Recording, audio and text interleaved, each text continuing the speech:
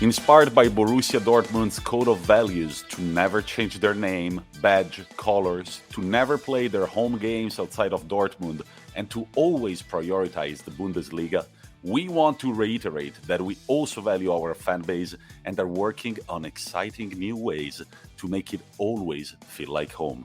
That being said, if any oil money should appear, we may delete any evidence of this statement. Ladies and gentlemen, welcome to yet a new episode of the Anglo Italian pod. It's Friday. I'm Tommaso, and as always, I'm joined by my friend and co-host, Mr.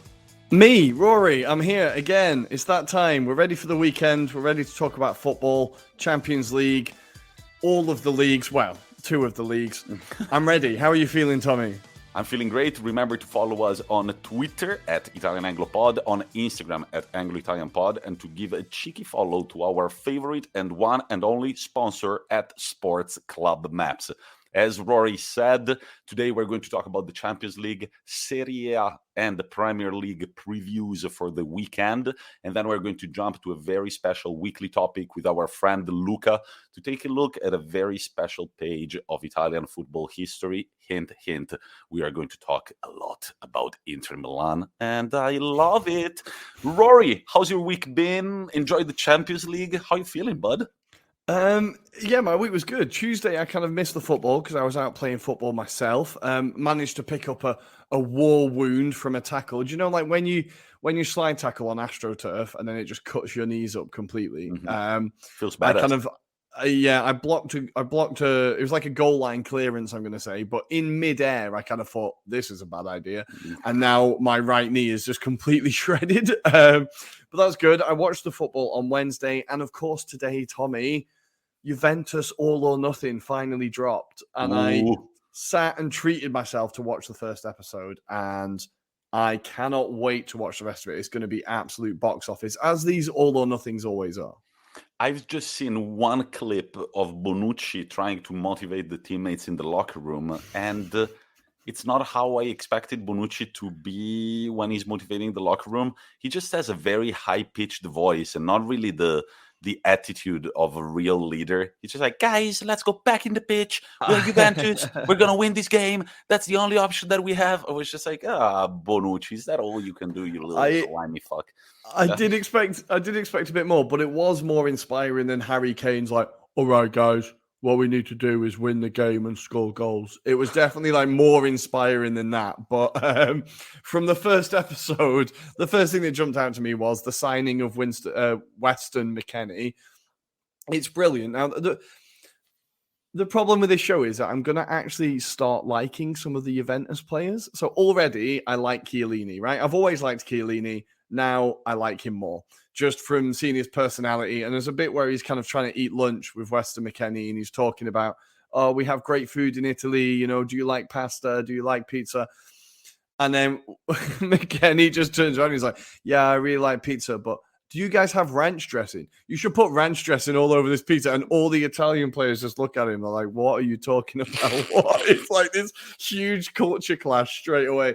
And he's talking about how he prefers burgers to pasta. I thought, just be more American, Weston. If you can, just be more American. You guys go around with any guns around here? Because I got a few in my trunk. But I'm definitely going to take a look. That's going to be a nice little... I don't think I'm going to religiously sit down and watch it, but I feel like there's going to be a few moments when I'm like, what can I do? Oh, look at a shit Juventus season all through the cameras of the Amazon Prime camera crew. Mate, I am going to sit and watch it religiously, and already now I've made my views on Nedved known a little bit. I think I'm really going to despise him by the end of the show. He comes across as such a bell end. He comes across as such a weird guy. I feel like he only popped up a few times in this episode, and I was like, I don't like you. And what I did enjoy as well, last thing, was Aaron Ramsey just popping up in the background. And in the first game, he sets up a goal for Ronaldo. And without getting on my soapbox, I hate how much shit Juventus fans give Ramsey because he's one of my favorites. And just to see him in the documentary is incredible. It's like, yes, Rambo, go on. Who's the narrator? Is it always Tom Hardy? I was on Italian Amazon, so it was all in Italian. Ruairi and Italian. Okay, I'm curious. By the way, guys, absolutely unrelated, but if you want to watch something fun on Netflix, Tear Along the Dotted Line. It's an So Italian. good. Did you watch it? We've started it. We've not finished it yet. Ooh, just get ready. It's gonna get a little teary up in there, but it's called Tear Along the Dotted Line. It's by an Italian comic author named Zero Calcare. You can find it also in Italian, of course. The title is Strappare lungo I bordi. It's an animated series. The entire thing is 1 hour and a half. They are 16-minute long episodes. A few are shorter, a few are longer. A lot. If you want to understand quite a few things about Italian culture and how our generation, he's 10 years older than me, but I could relate on so many levels on the things that he was saying. Enjoy it. There are also a few football references. He's from Rome. He depicts Lazio fans as kind of like the ignorance that he kind of like steers away from. But in general, it's a lot of fun. Watch it, but I believe that now it's time to actually talk about football and jump to the EuroReview.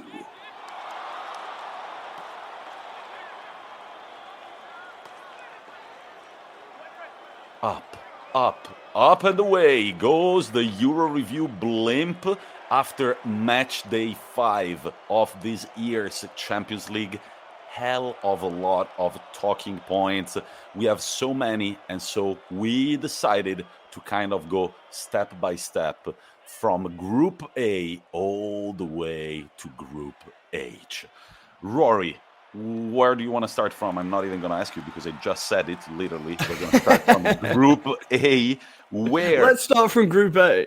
That's a great idea. Where a man named Christopher Nkunku, one of the pod's favorites, just cannot stop scoring goals. But RB Leipzig win 5-0 away at Club Brugge. They are now on even points with the Belgians. What are these two teams fighting for in their group? Of course, for a Europa League spot. Finally, RB Leipzig were able to win their very first game in the competition, despite having scored as many as 13 goals, but also having conceded exactly 13. Rory, I think that with Christopher Nkunku, we are witnessing one of those stories of a great player that changed positions throughout his career. He was a midfielder when he got to RB Leipzig. Right now, he's full-on a striker. The guy is relentless. Yeah, his scoring record's ridiculous. So he got another brace. He's absolutely killing it, as you said, for a team that have just picked up their first 3 points. And like, we've been waiting for Leipzig to arrive. We've been waiting for them to wake up. They're kind of not doing that well in Bundesliga this year. They're down in 7th. Like, they're definitely having a rough year after Nagelsmann left, right? We've been waiting for them to arrive, and finally they have. Of course, it was going to be him that scored. I read a story this week that Emery was really, really keen to bring him to Arsenal, but we ignored him. Slightly annoyed about that now, but he's seven goals and 1 assist in 5 games this year in the Champions League. What? Like, and it's weird. Like, the only reason people aren't talking about him is because Leipzig haven't been doing well. Like, if they were getting wins, if they were getting draws, then he would be like a headline alongside Sebastian Haller. Not alongside, maybe slightly behind him, but like close to Haller.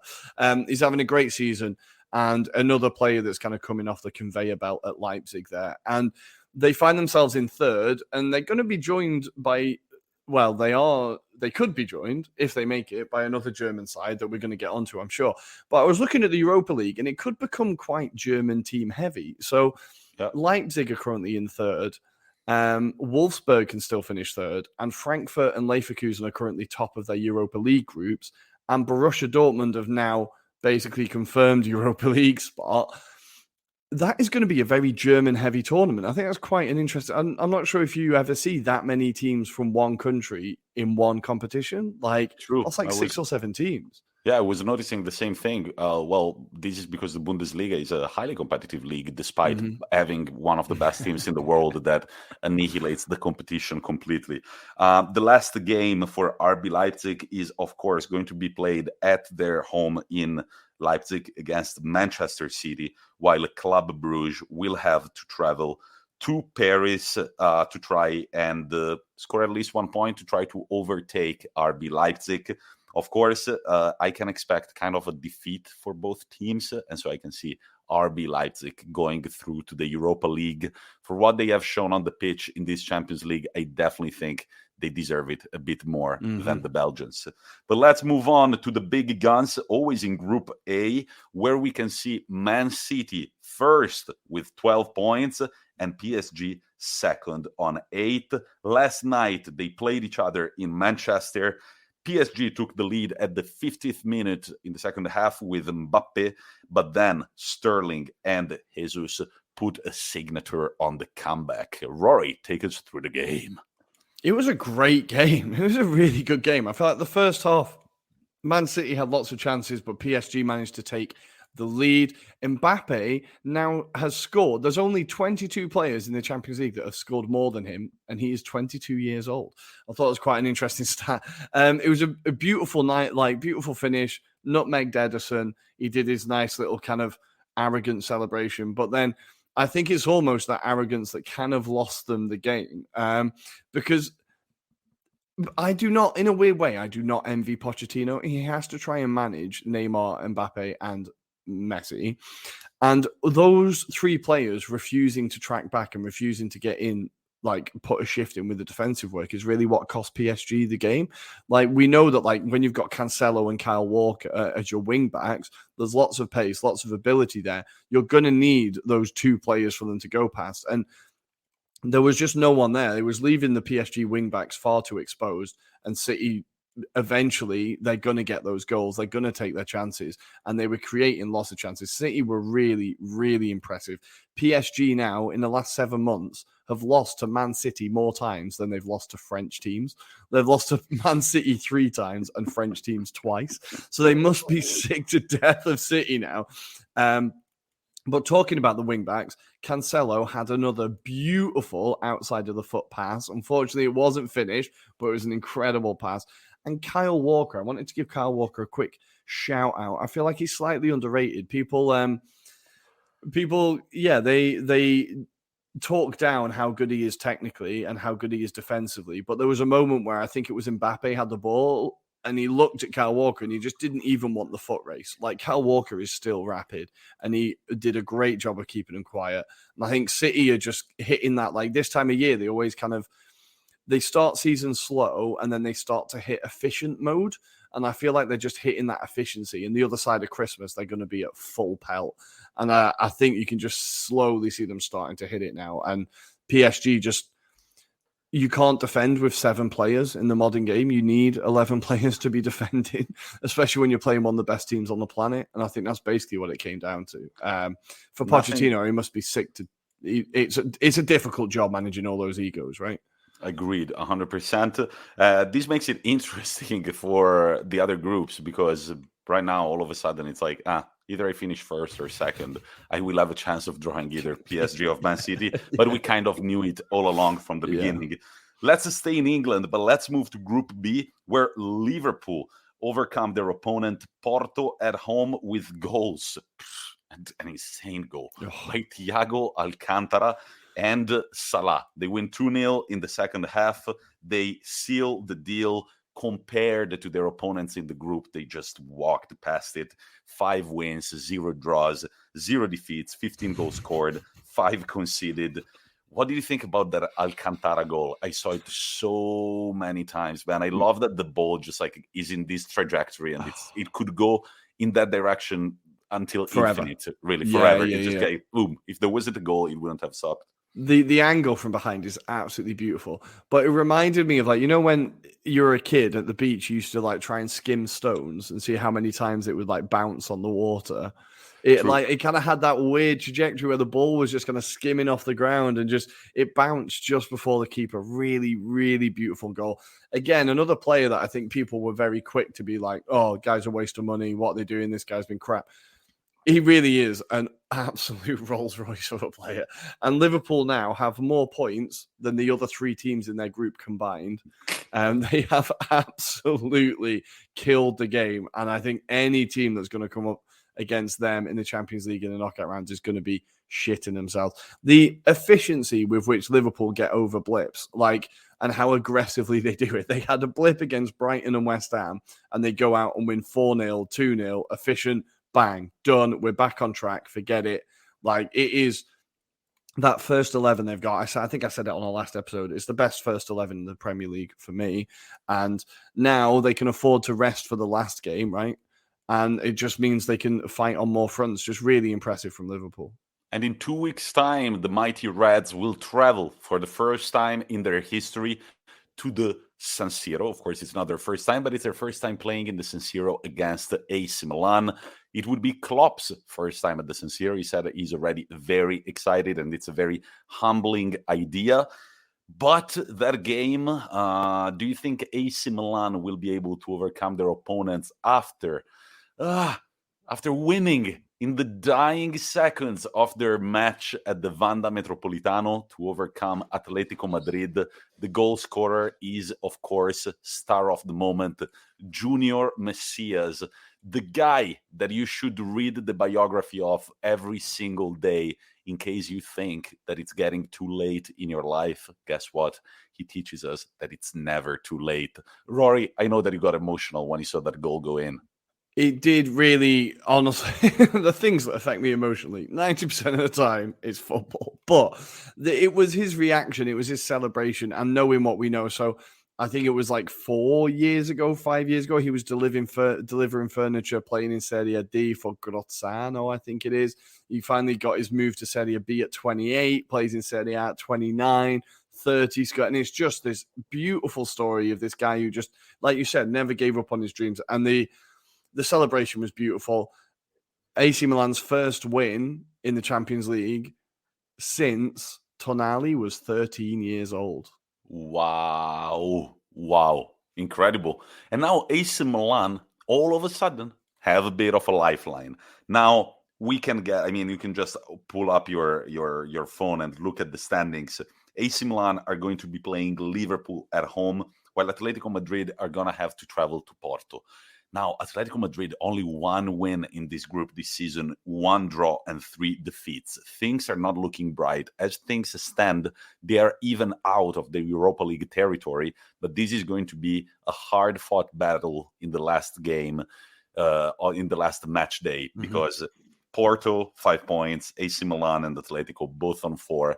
Everything will be decided at last. Rory, who do you think is going to go through to the Champions League round of 16 and to the Europa League?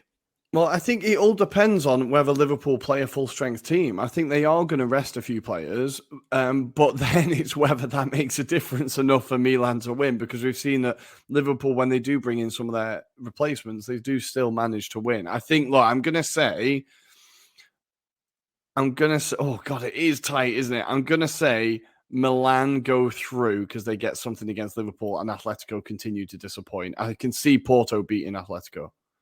You can see Porto beating Atletico, and I agree with you. And so AC Milan would, if they get a point even against Liverpool, or if they lose but Porto win, they would go to the Europa League.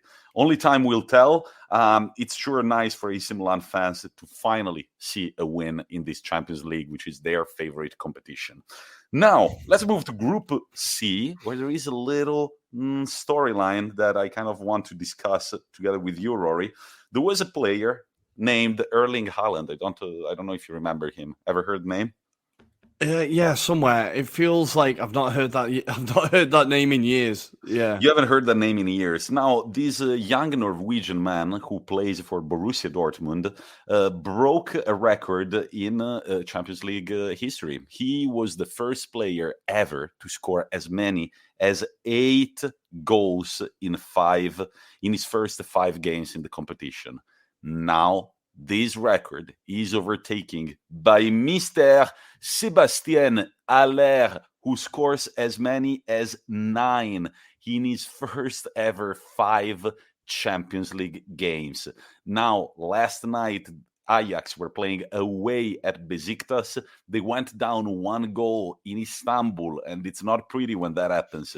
Through a Ghezzal penalty, Haller comes in at the 46th minute. He equalizes 8 minutes later, And next thing you know, 69th minute, he makes it 2-1 and breaks Haaland's record. Are we witnessing the beginning of something big, or is it one season that is going this way, in your opinion? Yeah, I'm really not sure, because at Frankfurt, he did really, really well. And then the move to West Ham just didn't work. When you got the feeling kind of fairly quickly that the team, the atmosphere, the place, everything just wasn't working. You know, when some players just don't match to where they are. It's great that he's got this move to Ajax, and I don't think anybody saw him having this explosion. He's French, right? So it's another option up front for France, which is just infuriating. It seems like they could just forever there will be world-class French players at this point. But what a start he's having. And for Ajax, they are absolute, like, they've walked this group stage. And scoring 16 and conceding 3 goals in 5 games in the Champions League against the teams that, I mean, Sporting has scored 12, Dortmund only 5, and Besiktas only 3. But damn, conceding only 3 goals in the Champions League, not bad. Well, this is it, and I think it's something that, like, it's the attackers are obviously the players that take the headlines, but the defense has been a real strength of this Ajax team. And in this week, we saw the return of Onana. Right, he finally kind of came back to the Champions League. He was in goal for them again, so that was great to see. Was he sober this time? He was not high on any drugs. I think his wife's hidden all the medication. Maybe. Oh, nice, good. That was the official line, right? I think. Yeah. But yeah, so great to see him back. Great to see Haller absolutely killing it. Ajax through, but the story here really is Borussia Dortmund have absolutely shat the bed here, but they've done it against a Sporting team that are really looking very good. So their manager, Amorim, they paid a lot for him, right? They got him from Braga, and I think they paid roughly 14 million euros for him to buy out his contract.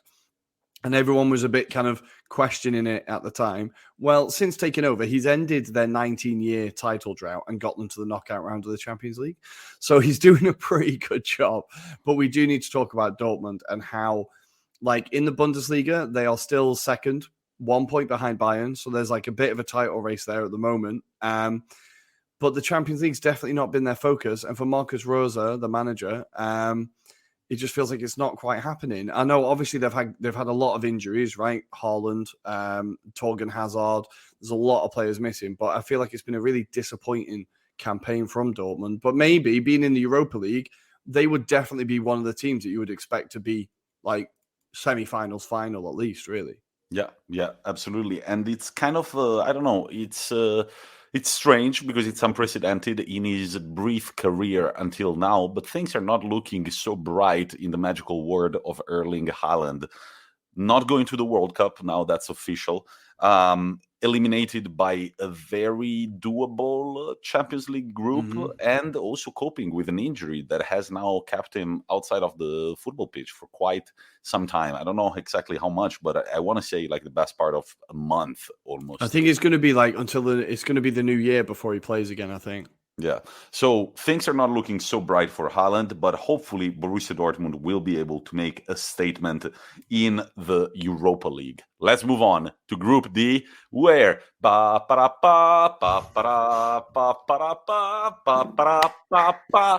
Thank you very much. We are back on the big stage, ladies and gentlemen. We are over the little mental issue of not making it past to the Champions League round, to the Champions League groups. Of course, Inter won 2-0 against Shakhtar Donetsk at home, but then there was that moment when we had to wait, and I was just like, please, Real Madrid, don't shit the bed. Please, guys, either a draw or a win. Then I check my app, and it's like Real Madrid 2-0, just walking past the Sheriff, and I was like, fuck yeah, let's go. And in 2 weeks' time, there will be the chance, hopefully, of making a big statement before the round of 16, winning at the Santiago Bernabeu and qualifying as the first team in the group stage. Lots of talking points. To then get PSG. You know that would happen, right? And we would fucking better that. Poor Hakimi, I feel bad for you that you had to leave the club to go join those mugs up north. But a lot of talking points, and I will start with one off the top of my head. I like this Inzaghi Inter. We were talking about it last night with the boys in our Transpond the Football chat group. And we were kind of seeing how maybe the entertainment value, like the names, are not as exciting as last year, including the manager. I'm thinking about Lukaku, Hakimi, but this team feels more like a group. The goals are coming from different players, and there is one especially that is not making me miss Lukaku. This person is, of course, Edin Dzeko. Now, for his first goal, he starts the play in front of the defense. He opens up beautifully with a give and go to Perisic, then runs the entire pitch. At that moment, Inter were really, really pushing. We already had like 7 shots on target. There is this loose ball, and the Swan of Sarajevo just comes in, hits a rocket. It's in the back of the net. 1-0. You want to make it 2? 6 minutes later, he makes it 2-0. We are through to the round of 16. And another player that I need to give a huge shout out to is Ivan Perisic. Now, I love him. Honestly, I love him. Ivan Perisic. Conte met him, and right away was just like, I don't know about this guy. I don't think he can offer what I need on the right flank on the pitch. Why don't you go on loan to Bayern Munich? The guy does. He goes to Bayern Munich. He wins a treble at Bayern Munich. He wins the fucking Champions League. Comes back, and the amazing thing is that Conte, he usually doesn't change his mind. When he's got an idea, that's it. You cannot change his mind. But Ivan Perisic was one of the players that was able to change Antonio's mind. He made his way back in the team. Last year, when we had that streak of results that won us the title, he was always the starter. And this season, he's simply on fire. Every single play in last night's game passed through his feet. I'm super happy about this achievement, super happy for Simone Inzaghi, who is the manager that, stats in hand, has scored the most points for Inter Milan in the group stage ever since we came back 4 years ago. So, huge achievement. It's crazy because, this is it, because Inzaghi, he managed Lazio in the Champions League last year, right? But they did not do well at all. They did go to the round of 16, though. Against Bayern Munich. They scraped through, didn't they? Yeah, against Bayern Munich, and then they didn't play. Yeah. So it's interesting. I think we're kind of learning about Inzaghi, or I'm learning more about Inzaghi, because I don't watch Lazio that much. I think Inter do look a bit more, is it more exciting now? I don't know. I feel like it's a bit more solid, maybe, or maybe it's a bit revisionist now, but I like that you pointed out Perisic and Dzeko, because I think they're just two players that are massively underrated. Dzeko has been underrated since he was in the Premier League. Like, I was just looking up his goal scoring statistics. For Man City, he scored 50 goals in 130 games, and people still didn't think he was a good striker. Then he goes to Roma, and he scores 77 goals in 168 games. Granted, he had that one season where it was Edin Dzeko, like he couldn't hit a ball door, but I don't get how people keep disrespecting this guy. He just gets goals. That's what he does. No, it was because of that season. Well, I mean, there is a video that I saw recently on YouTube, which is 5 minutes of Edin Dzeko missing sitters. And it was woeful to see, man. He was very frustrated. He wasn't playing with confidence. And he kept bagging mistake after mistake after mistake in front of open goals. So I think that a lot of people, they have a meme in mind when they think of Edin Dzeko. But the people who understand football this summer, there were, of course, on social media, since everybody's given the right to speak, there were a lot of people saying, Dzeko at Inter, blah, blah, blah, you guys are gone, like Lukaku, you replace him with Dzeko. But the people who know, they were just like, they got him for 1 million, and it's Edin Dzeko. This guy does one thing for a living, and that's bag goals. One other thing that I like more about this system under Inzaghi is that last year, when we were attacking, it was very, very clear how the attack was working. You had Lautaro Martinez running like a dog around Lukaku, but then the ball would always get towards the middle. Lukaku would kind of slow down the play, and then there was somebody cutting in from the back. But it was like that over and over again. Not very exciting. I like the incredible movement that there is now when we are attacking. And also, I'm very glad that Calhanoglu has found his feet again, because on his day, he's an incredible player. He had a bad run of games and then turned all of that around with that penalty against AC Milan, became a fans' favorite again after this summer's transfer window. And it was beautiful to see him jump alongside the Inter supporters and the Bastoni and Barella after the Napoli game when we were singing Chi non salta rosso nero. Only 3 Inter players were visibly jumping, and it was Calhanoglu, Barella, and Bastoni. So very happy about this result. I listened to the game on the radio, I told you, and there is something about listening to the games on the radio. It makes it exciting. I don't know. But in the same group, we have Real Madrid with a very comfortable win against the Sheriff at home. They make it, against the Sheriff in Moldova. They make it 3-0 with goals from Alaba from a free kick that was, however, deflected by He had some help with that one, yeah, definitely. A beautiful goal by Kroos, the entire play. This is when he scored only 10 goals in his entire Champions League career, but he's one of those players that I think once he retires, people are going to be like, okay, legacy, the Kroos legacy, because this guy has been at a top level constantly for the past 8 years, I want to say. I feel like he gets forgotten all the time. He gets like that midfield of, was it Kroos, Casemiro, and Modric. Just people don't appreciate how good that midfield was. And Kroos, and these are they're still playing. Yeah. I mean, it was their starting lineup last night. And then, of course, who could score the third goal for Real Madrid, if not Benzema? I was looking at the highlights. I was watching the highlights and I was like, okay, we can do it. We can beat this team. And then I see the goal by Benzema and I'm like, there is always that fucking, that fucking that joker in the sleeve, the ace in the sleeve that they've got. He's always there, always there. So Inter and Real Madrid are both through. We can find out only in 2 weeks who will qualify as first and who will qualify as second. Tommy, prediction now. We win that game 1-0 and we go through it first. Boom. There we go. Let's move on to Group E, where Bayern Munich make lightish, I would say, because we are used to seeing Bayern Munich score more than 2 goals and win by more than 1 goal only. It was pretty difficult conditions, I'll be honest. It looked cold as fucking Kiev. It looked so cold. Did you see that Lewandowski had an untied shoe when he scored his goal? Really? I missed that. He probably did too. He didn't even realize. The guy can score with his eyes closed. The goals are by Lewandowski and Coman. Another player, Coman, who's been at Bayern doing well for the past years. There was a moment when he wanted to retire from football because he said he had no more motivation.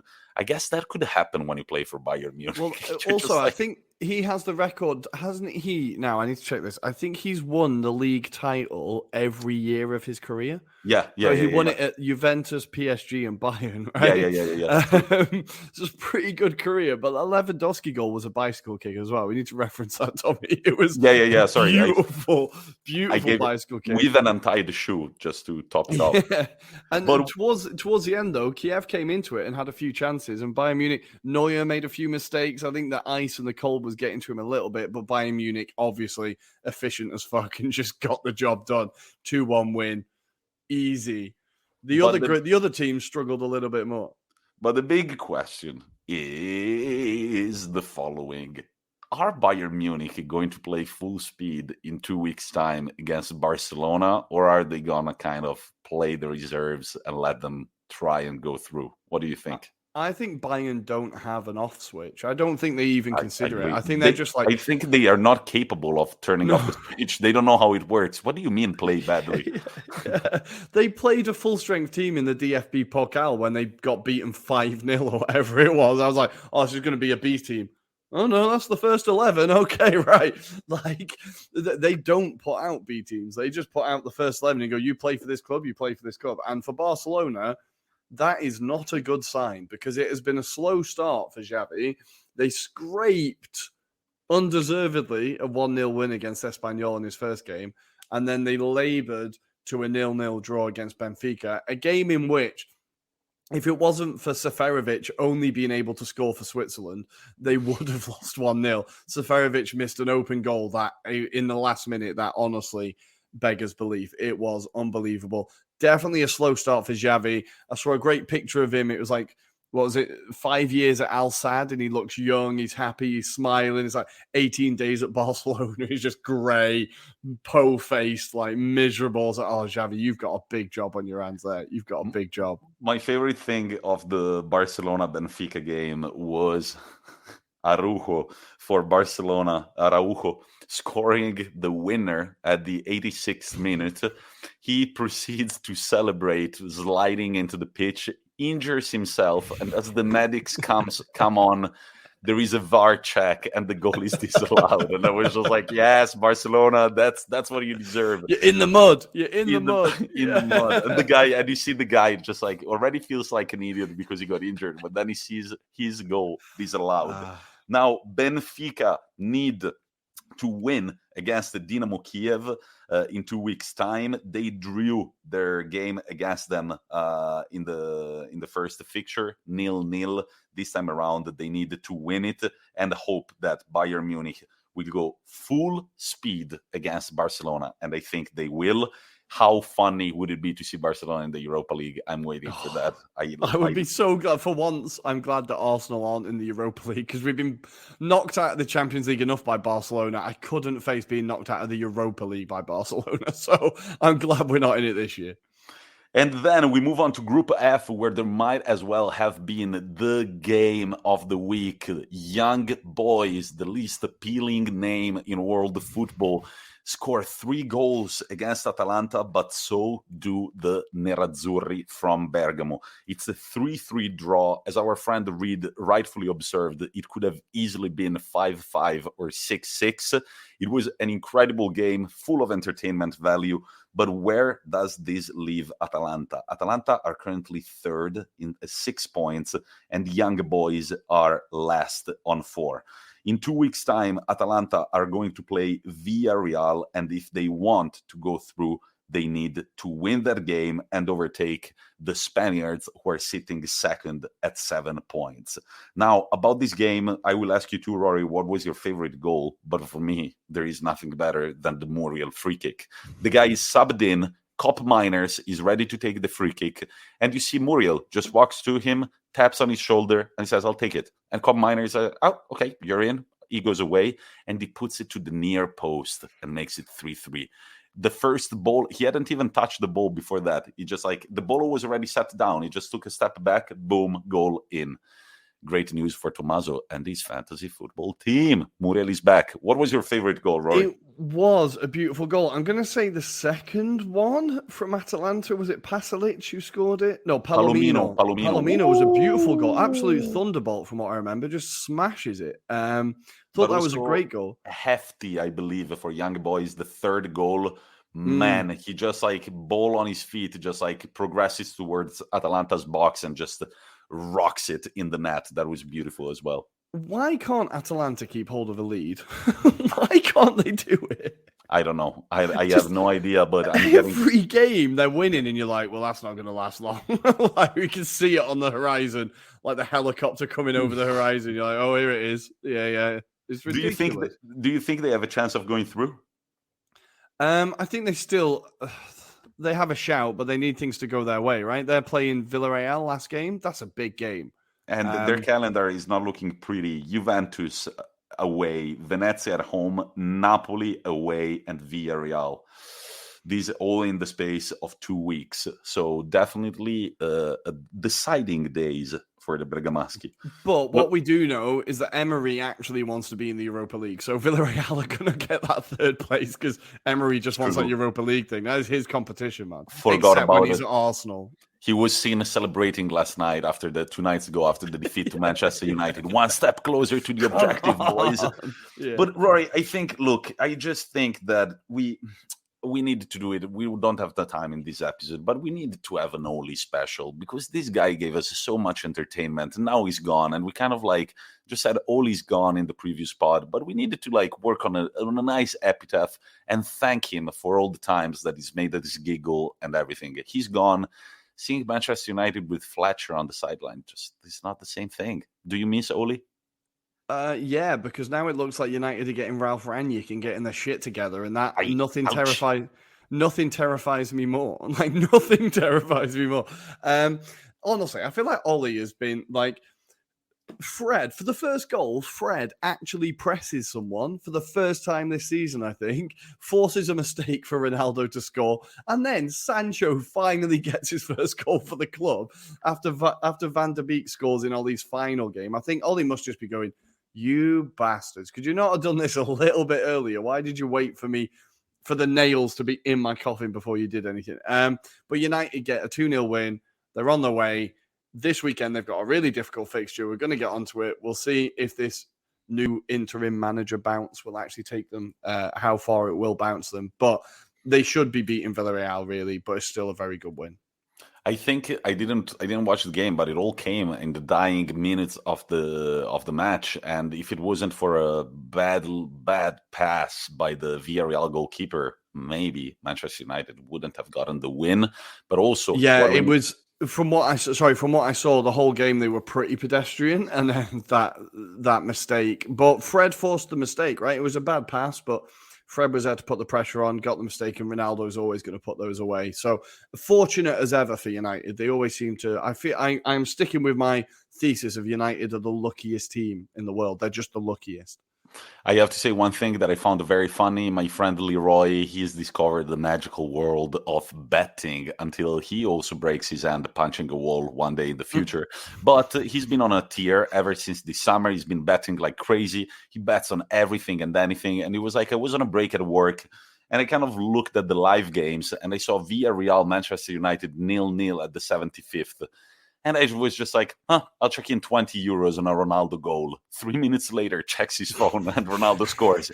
It was just like, there is no easier bet than when Manchester United are 0-0. Just bet on Manchester United scoring. And also, first goal ever in a Red Devil shirt for Mr. Jadon Sancho. Finally, we are happy for you, Jadon. But let's move on. Kind of. Let's move on to the hipster Group G, where everything still can happen. I love that Lille are leading on 8 points after defeating Salzburg 1-0 with a goal by David. They are followed by Salzburg at 7, and then Sevilla third on 6 points, and Wolfsburg fourth on 5. Everything can still be decided. No teams have guaranteed access to the round of 16. The next fixture for Lille is going to be away at Wolfsburg. They drew 0-0 the first time that they met. And then, of course, Salzburg are going to play at home against Sevilla. The last match day is going to be an exciting one in this group. This is going to be one of those where you get the live table during the games with all the fluctations. I always love that. I don't know how it works for UEFA, but I know that in Italy on the last match day, they all play at the same time. And a few years they voted against having the results shown at the stadium in order not to influence the players' performance. We shall see. I assume they would have to play at the same time. But to be honest, this group does have the kind of feel of one of the early kickoff games that they just want to get out of the way. You know, the games they put on early when no one's really that bothered. And also, they just kind of have that feel. And also, I'm praying. This is the group. Here I say it. I want Inter to draw their opponent for the round of 16 from this group. It's not going to happen now, Tommy. I know it's not going to happen. I know I know it's going to be PSG. I know it. And I know that Icardi is going to play and he's going to score a goal and blah, blah, blah, blah, blah. But then Group H, Malmo and Zenit, they draw 1-1. But the big result is in Stamford Bridge, ladies and gentlemen, where Juventus find out that Europe is different from Italy, and the referees whistle way less than they do in Italy, and sometimes you get to lose 4-0. Love to see it. Juventus were never in the game, and if it wasn't for Chesney's 2 or 3 saves in the second half, it could have been a way worse scoreline. The Italian media battered them for the first time in so long.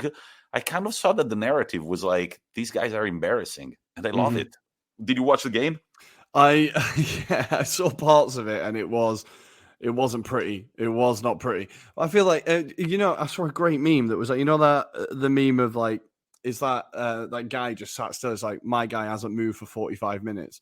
It was a picture of Allegri just my guy hasn't moved since 2018. Like, he's been left behind so quickly. And in Europe, it is getting, like, obviously we said this group was a fairly routine group after Chelsea, right? Juventus should be qualifying from this group. So it's not been difficult, but the second they faced a decent side, they've been absolutely slapped. And you feel like even when they get to the knockout round, no matter who they get, even if they get someone from Group G, right?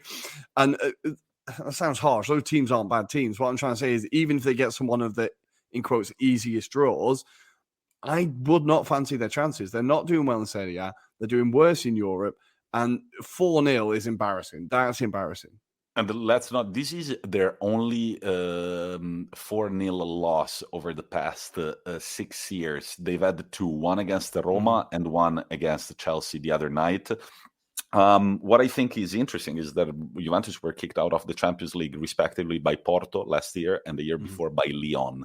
So we know that even Lille could put them in dire straits. But of course, both Chelsea and Juventus are going to advance.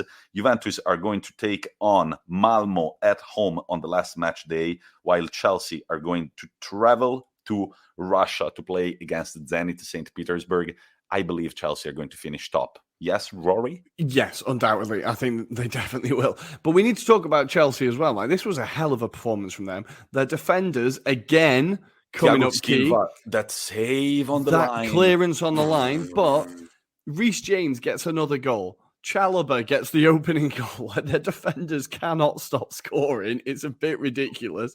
The bad news for Chelsea is that Chilwell's picked up a pretty bad injury. I think I heard somewhere he's out for the rest of the season, which could be huge for them because he has been massive. He's one of their top scorers, if not their top scorer, and he's been huge. So that could be a big miss for Chelsea. But what a performance. Do they even need Lukaku at this point? Like, I don't know if it'll be interesting to see how they do once he comes things back. down. And they're a team that likes to play fast. That likes to play on the counter. And man, one thing that I loved after the Hudson-Odoi goal was seeing their celebrations. I was looking right now. I cannot find it. They're at the average age of their squad, but it feels like a very young team. Chelsea. It is. And man, the celebrations, it felt like just like this bunch of bros, just like let's fucking go. They're a very good team. I still think they're the favorites, together with Bayern and Liverpool, possibly, and Inter Milan, of course, to win. Of course. At the end of the season. Two things that I have to say about the goal scorers. Do you think it's a coincidence that ever since I called Reece James obese James last year, he's picked up his form and he's actually started. He listens. He's to ridiculous. He's ridiculous. He hated me calling him obese James. I was doing it to motivate you, bud. And you're welcome. And another thing that I have to say, Chalobah, you have the fucking ugliest haircut I've ever seen on any football player, including Gervinho. Dude, chop that shit. Come on, I don't get it. It's the Sanya look, man. I like it. It's all right. It's not bad. I don't know. I think I want to see a little change, but class result for It was a Chelsea. great goal from him as well, by the way. That was beautiful. a great goal. No, and I really like the player. Every time I see that hair, I'm just like, even in the NBA right now, you see some crazy haircuts, and I'm just like, guys, I don't know, just like make it something simpler, I guess. But we have a very long weekly topic that you're going to find out about very soon. But first, we have to preview this weekend's fixtures, both in Serie A and in the Premier League. Rory, if you don't mind, I will go first. Go for it.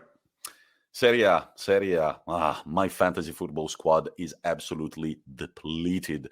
The spine of my team, Criscito in defense, out injured. Zappacosta on the wings, out injured. Osimhen, out for 90 days, apparently. They had to put 6 steel plates on his face after the injury that he picked up against Skriniar and 18 stitches. Man, that just sounds bad. Yeah, well, it gets a bit grim. I heard that and I'm sorry for any squeamish listeners, that his eye actually came out of the socket. I was thinking about that thing because there is the picture of him walking out of the pitch. You see his eyebrow is completely lowered and there is like a weird bump on the side of his eye. So Osimhen, best of luck, but let's break down the games. Can Cagliari fucking get a win? This time they have Salernitana. It's just like, guys, okay, you have to. Salernitana, they're actually on a better run than Cagliari because they've won at least one game. Again, they did so against Venezia in their last 5, while Cagliari, it's just all red boxes and the gray one on their last game against Sassuolo. So Cagliari, come on, boys. You can do this. It's a Salernitana. These two teams are fighting for survival in Serie A. Spoiler alert, Salernitana are not going to survive. But Cagliari, this pod thinks that everybody thinks they've got the squad to do it, yet they have won only one game this season. This is on Friday night at 8:45 p.m. and then get ready for a Saturday full of football. We start with the good food derby, I want to call it, the Tuscany derby that sees Empoli take on Fiorentina. It's going to be played at 3 p.m. Fiorentina have just defeated the undefeated AC Milan in their previous game, and they are kind of start and stop this season, but they are doing better than they were in the previous seasons. They're sitting comfortably 7th at 21 points, and they're starting to set their sights on European football. So I think this is going to be an exciting game. Also, since I predicted a few things in the last episode and then I guessed them, I think that Saponara is going to score again against his old team. Then we've got Sampdoria at the same time taking on Hellas Verona. Hellas Verona, one of the revelations of this year's Serie A, undefeated in 5 games, and they've defeated across these 5 both Lazio and Juventus, and they overcame Empoli with a last-minute goal in the latest match day. Sampdoria maybe picking up form after 3 consecutive losses. They defeated Salernitana 2-0 in the last match day, and they're looking for their form to continue. They're currently only 3 points above the drop zone, and then 6 p.m. Juventus take on Atalanta. Interesting game. This one. A rematch of the Coppa Italia final. Yeah. This guy, Duvan Zapata, just can't stop scoring, can't stop assisting, and I don't think that he's going to stop against Juventus.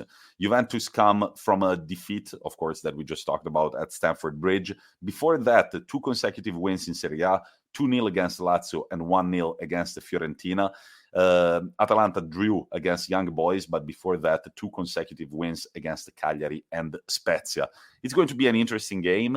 I'm predicting a draw. What do you think, Rory? I'm going to say Atalanta beat Juventus. I'm going to say they pile on the misery for the old lady. Maybe that's just wishful thinking, but that's also my prediction. And it all wraps up on Saturday night with Venezia taking on Inter Milan. Can Inter continue on their beautiful streak of results? We are undefeated since October 16th when we played away at Lazio. And then on Sunday, we've got Udinese Genoa. Genoa desperately looking for points, but also coping with injuries all over the pitch. Caicedo, Destro, and Criscito still out for this match day. And then at 3 p.m., Milan-Sassuolo, usually a game with a lot of goals. I'm just looking at their recent results, and over the last 3 games that they've played, both teams have always managed to score. At 3 p.m., we also have Spezia taking on Bologna. And then at 6 p.m., a game that I think is going to be very interesting, Roma against Torino. Torino have picked up their form. They've defeated Udinese 2-1 after a 1-0 loss against Spezia. They are sort of like Verona, a little bit start and stop. They tend to win a game, lose the next one, win a game, lose the next one, while Roma are looking for continuity. Roma is one of those teams that every game you can either see something very pretty or something very ugly.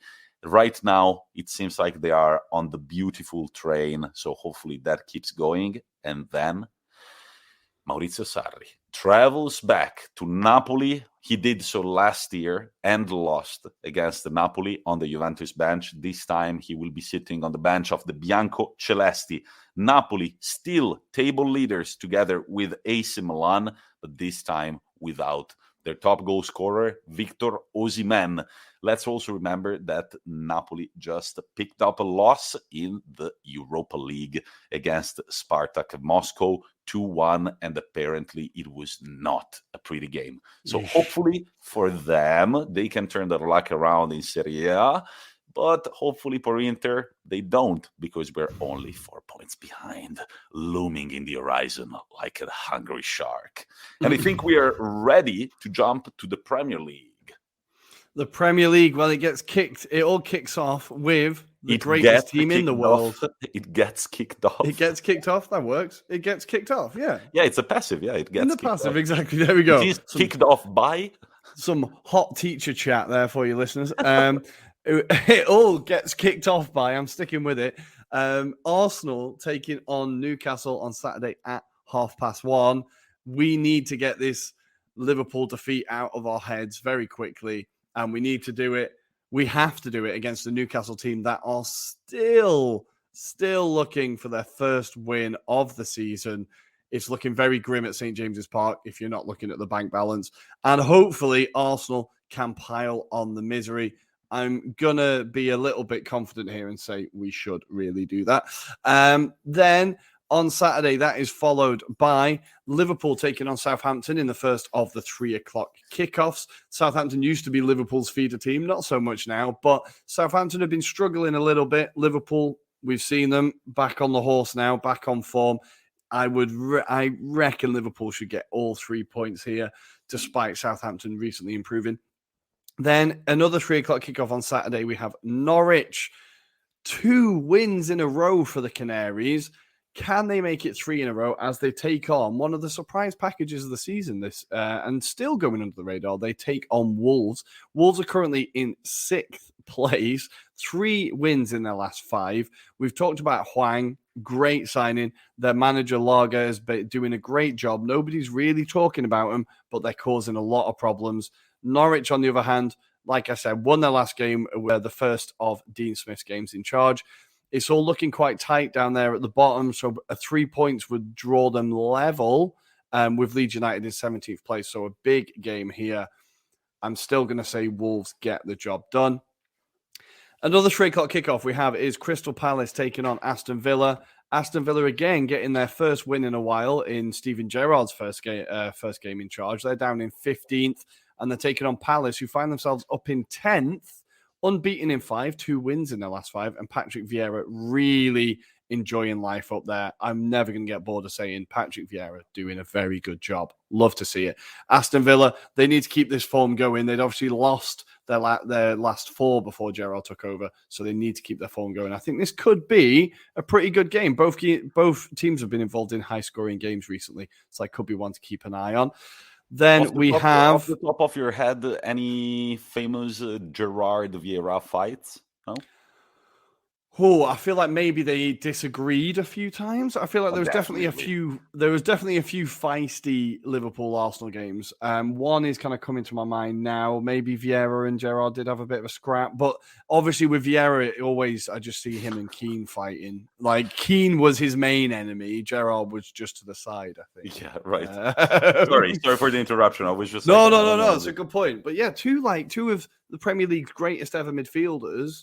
Now on the sideline, that'd be nice to see, and definitely makes you feel old when you remember watching those players in their peak, right? Yep. Oh, Christ, time is a cruel mistress. Good. Then we have Tommy. Things aren't going to get easier for your favorite boys. I know. So Brighton, the not so mighty Seagulls now, who are now down in 9th, having not won in their last 5. Take on Leeds, who, granted, are not in great form either. They're down in 17th, only 2 points above the relegation zone. They've been a little bit improved. They were unlucky, arguably, to lose against Tottenham last week. So could they pile on the misery for Brighton? Or can Brighton take this opportunity to turn their form around? I'm going to say Brighton gets something here. I think Leeds... They're suffering from that. I don't know if you have the same thing in Italy, but we call it like second season syndrome. So when a team comes up and does really well in their first year, the second year, they usually struggle. And I feel like Leeds are kind of going through that right now. About the second season syndrome. No, I've never really heard it in Italy. No, off the top of my head, I've never heard the Italian translation to that. But it might as well be true now that I think about it. Okay, because it's kind of like a regular thing. Like when teams come up, they like have that season where nobody really knows how to deal with them, how to play against them, and then the second season they've kind of been figured out, and then they start to struggle a bit more. And I feel like Leeds are definitely having that this year. So Leeds will be fine; they will stay up, but I do hope Brighton get something and turn their form around. Then the final. That's the last game on Saturday, 6:30. My God, I'm all over the place, guys. Then we move to Sunday, 2:00 kickoffs. We have Brentford versus Everton. Everton haven't won in 4 losses and a draw. I feel like Rafa Benitez is going to be hounded out of this job sooner or later. It really does not feel like it's going well. They take on a Brentford who have made life difficult for a lot of teams. They are only 2-3 places behind Everton, down in 14th. They also haven't won in 5, though. 1 draw last weekend against Newcastle, of course. So this is 2 teams not in form. It's like 2 bald guys fighting over a comb. I don't know who's going to get the point. I don't know who's going to get the point here. But it could be an entertaining game. Brentford do play lovely football. Everton, not so much. Then on Sunday at 2:00, the game of the day, one of the games of the day for Sunday, we have Man City taking on West Ham. Now, I feel like West Ham's record against Man City in general isn't great, but this is a different West Ham team now. It's changed. It's a new day. West Ham can definitely, they're not afraid to take them on. We know how they're going to play. City are going to be tired from midweek. A big game against PSG, right? That was not one that you could just coast through. Can the Hammers take advantage? I think there could be a slip up here.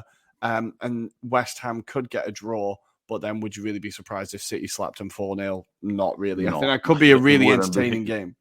I wouldn't be surprised at all to see them battering the Hammers. However, given the season that the Hammers are having, it makes for high entertainment value, I think. Exactly. Then we have, again, at the same time, we have Leicester City versus Watford. This is, of course, the fixture that had that great moment with the penalty and then the missed penalty and then the last-minute goal. It feels a long time ago now. But Leicester are down in 12th. Really, really not doing well. Brendan Rodgers, in their last 3 games, they've lost 2, drawn 1. Really not in great form. Watford, obviously, he's fresh off the back of a massive win over Manchester United and ruining everybody's fun by getting Ollie sacked. Can they continue the form? Can Ranieri get them a bit more breathing space above the relegation zone? If they do, they will leapfrog the Foxes and go up into 11th. So a big kind of mid-table / relegation battle there. Leicester kind of getting sucked in. It is weird to see that. Brendan Rodgers really not going well there. Then we have Burnley versus Tottenham. Burnley are such a confusing team. They are now scoring for fun. They are not playing the same football that they always did, just the classic long ball agricultural. They're trying to play football a bit more. And it's nice to see. Tottenham, we've seen, have had a pretty positive start under Conte. So I think he will be looking at all 3 points here, but Turf Moor is never an easy place to go to. But finally, we have definitely the game of the weekend. Sunday, 4:30, Stamford Bridge, Chelsea taking on Manchester United. I think this could be a bloodbath. I think this is going to be a big game. Like you can bounce through a 2-0 win against Villarreal when a goal's given to you, but Chelsea are not going to take any prisoners here. I think this game is going to have a lot of goals.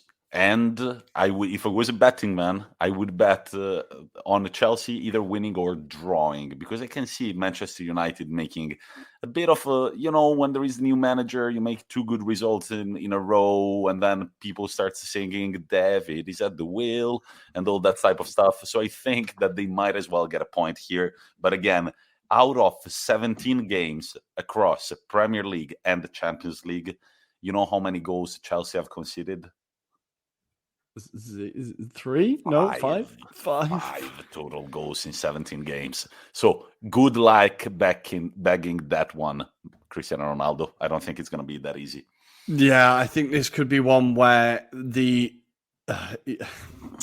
brought back down to earth. I don't know how up in the air United fans are after 2-0 win over Villarreal, but I feel like this could be another reality check. I feel like they constantly need to be reminded where they are. as often as possible. And honestly, the bigger the defeat, the better, because next weekend we play them. So I really could do with their confidence taking a knocking. I really, really could do with it.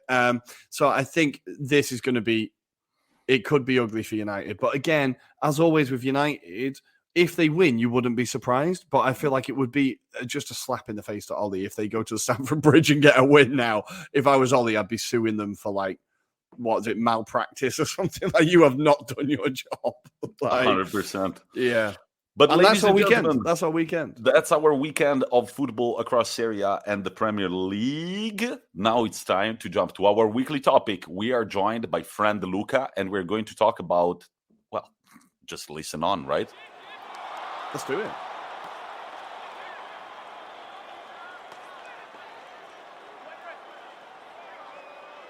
And here we are. It's this time of the week and this time of the month for the weekly topic, and we are joined again by Luca. Luca, how are you, mate? Always good, always good. Ciao, guys. Ready to talk about our great city, Milan. So this week, the topic is something that I think Tommy is very, very excited to talk about. And we're going to be talking about the Marotta dynasty. And the Moratti dynasty. The Moratti dynasty and what they have achieved for Inter.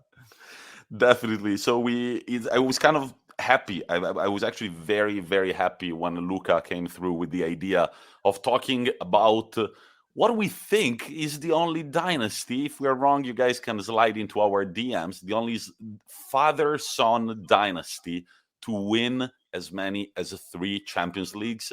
Of course, 2 were the Champions Cups and 1 was the Champions League. But we're going to talk about our city. We're going to talk about the Moratti family, Angelo Moratti and Massimo Moratti, the 2 teams that have won the international trophy, the continental trophy. And of course, we're going to start the story back in the day, back in the 1950s, in the great city of Milan. Milan, un gran Milan. Before we start, I want to say something, and I think Luca might agree with me. So, Milan, AC Milan is considered the team of the class worker, of the working class. The working class, exactly, the working class team. While Inter Milan represents a little bit the team of the higher bourgeoisie in Milan. The thing is that when we think of the city in Milan, the reputation that the city of Milan has in Italy, there is the idea of the Bauscia as the citizen of Milan. Who is the Bauscia? Now, if you want to know who the Bauscia is, you just have to look up a picture of Massimo Moratti. The Bauscia is the Milanese entrepreneur. He's always got a cigarette in his mouth. He talks about business. He's got this Thanos voice a little bit. He's a little bit cocky. He feels a little bit superior to all the others. So I think that for this reason, Inter Milan really is the team of the real Milanese, if that is the real Milanese. What do you think, Luca? But first of all, we have to remember that this, idea that Milan was the working class team is a very, very, very old idea. This was at the very beginning, and this was true. There are facts saying that the AC Milan supporters were mainly coming from the working class. But this 8 years ago, 9 years ago, this changed, especially for me during the Berlusconi era. Because Berlusconi is not a Bauscia like Moratti, but the idea of a working class club changed. Also, imagine if you remember Berlusconi, how he wanted to play, the style, the high class, and all this stuff. So it changed. Of course, I agree with the fact that Massimo Moratti. If you think of Milan, because Milan is also a working class city, but mainly it's a business city. And of course, Moratti is number one. Moratti son. We're talking about Massimo is the perfect example of the stressed man that never sleeps, that only thinks about works, and and money and business and how to make more money. And I agree. I definitely agree. And also, it's a bit, Massimo Moratti.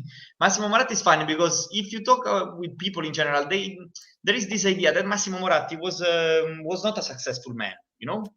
There's always this joke. Yeah, he spent a lot of money. He's just a supporter. He's not able.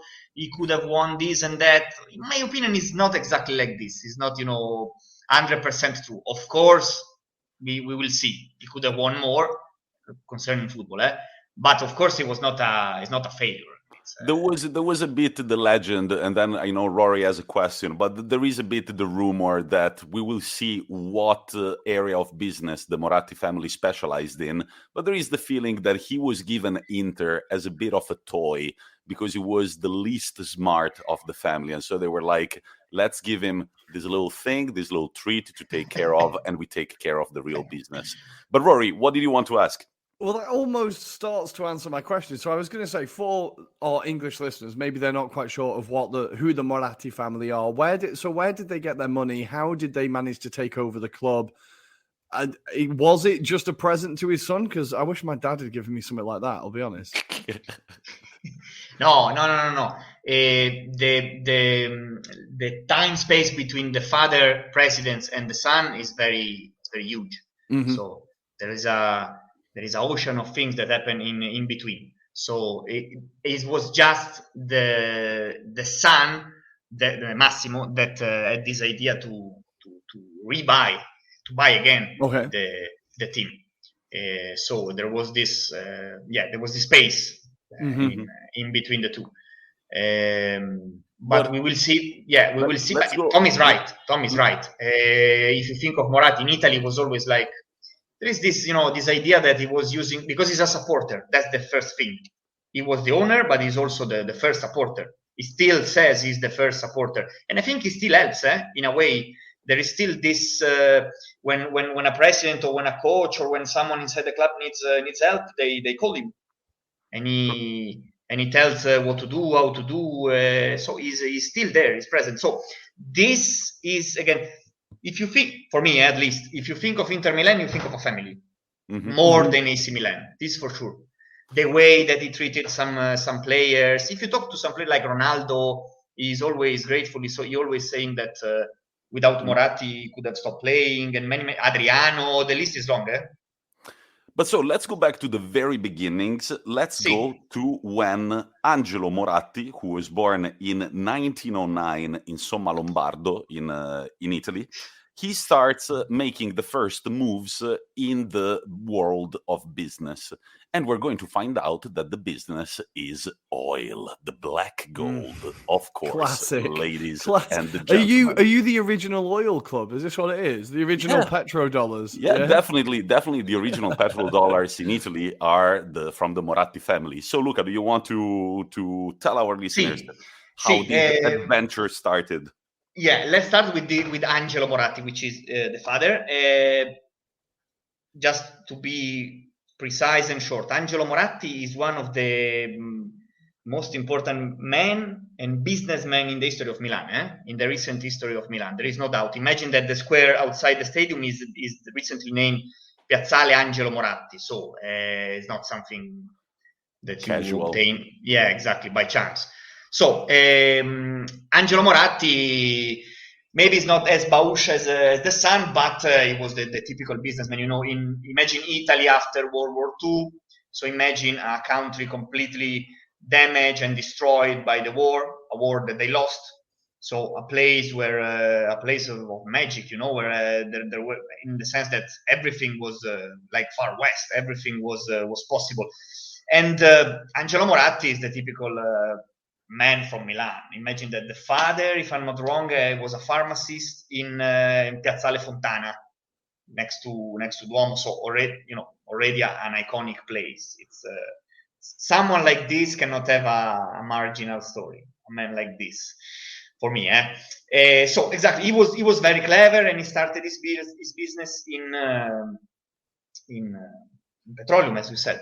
Exactly, the first petrodollars, because Angelo Moratti was a typical example of man that made money and prestige, and his name is linked to the oil refinery system. Easy as that, because he was the very first man to introduce it in Italy and to distribute it on a large scale. Which still exists. The Saras company is a very big company based off Cagliari, close to Cagliari. They have a huge oil refinery, and it's the biggest Mediterranean refinery. Yeah, the biggest Mediterranean refinery. And this is a recent thing that happened after COVID. Massimo Moratti, of course, the Moratti family is still the owners of the Saras company. Massimo Moratti apparently personally gave money to all the workers that were laid off during the COVID. So you can see that, again, there is this thing of, okay, we are the owners, we are the people who make the big dollars, but at the same time, we really respect the work that is done below us. Also because, you will confirm, Angelo Moratti worked his ass off. I was reading his biography on Wikipedia, and he's one of those people that, before the war and during the war, you kind of have to... Italy was not a super developed country, and he had a lot of brilliant ideas, and he got in petroleum with making a bit of money here and there at first, and then understanding that it would be a very profitable business. But how did he approach Inter Milan, Luca? For sure, he was a capable man, and because he did so many jobs, and he was always able to run a business and to have a company. To run a company is not something easy. Of course, then we go to the part that we're interested in, which is the fact that he became president for 13 years, from 1955 to 1968, of the club, let's say, that represents his city. So this is already something. It is one of the first example of a businessman who wants to invest money in football.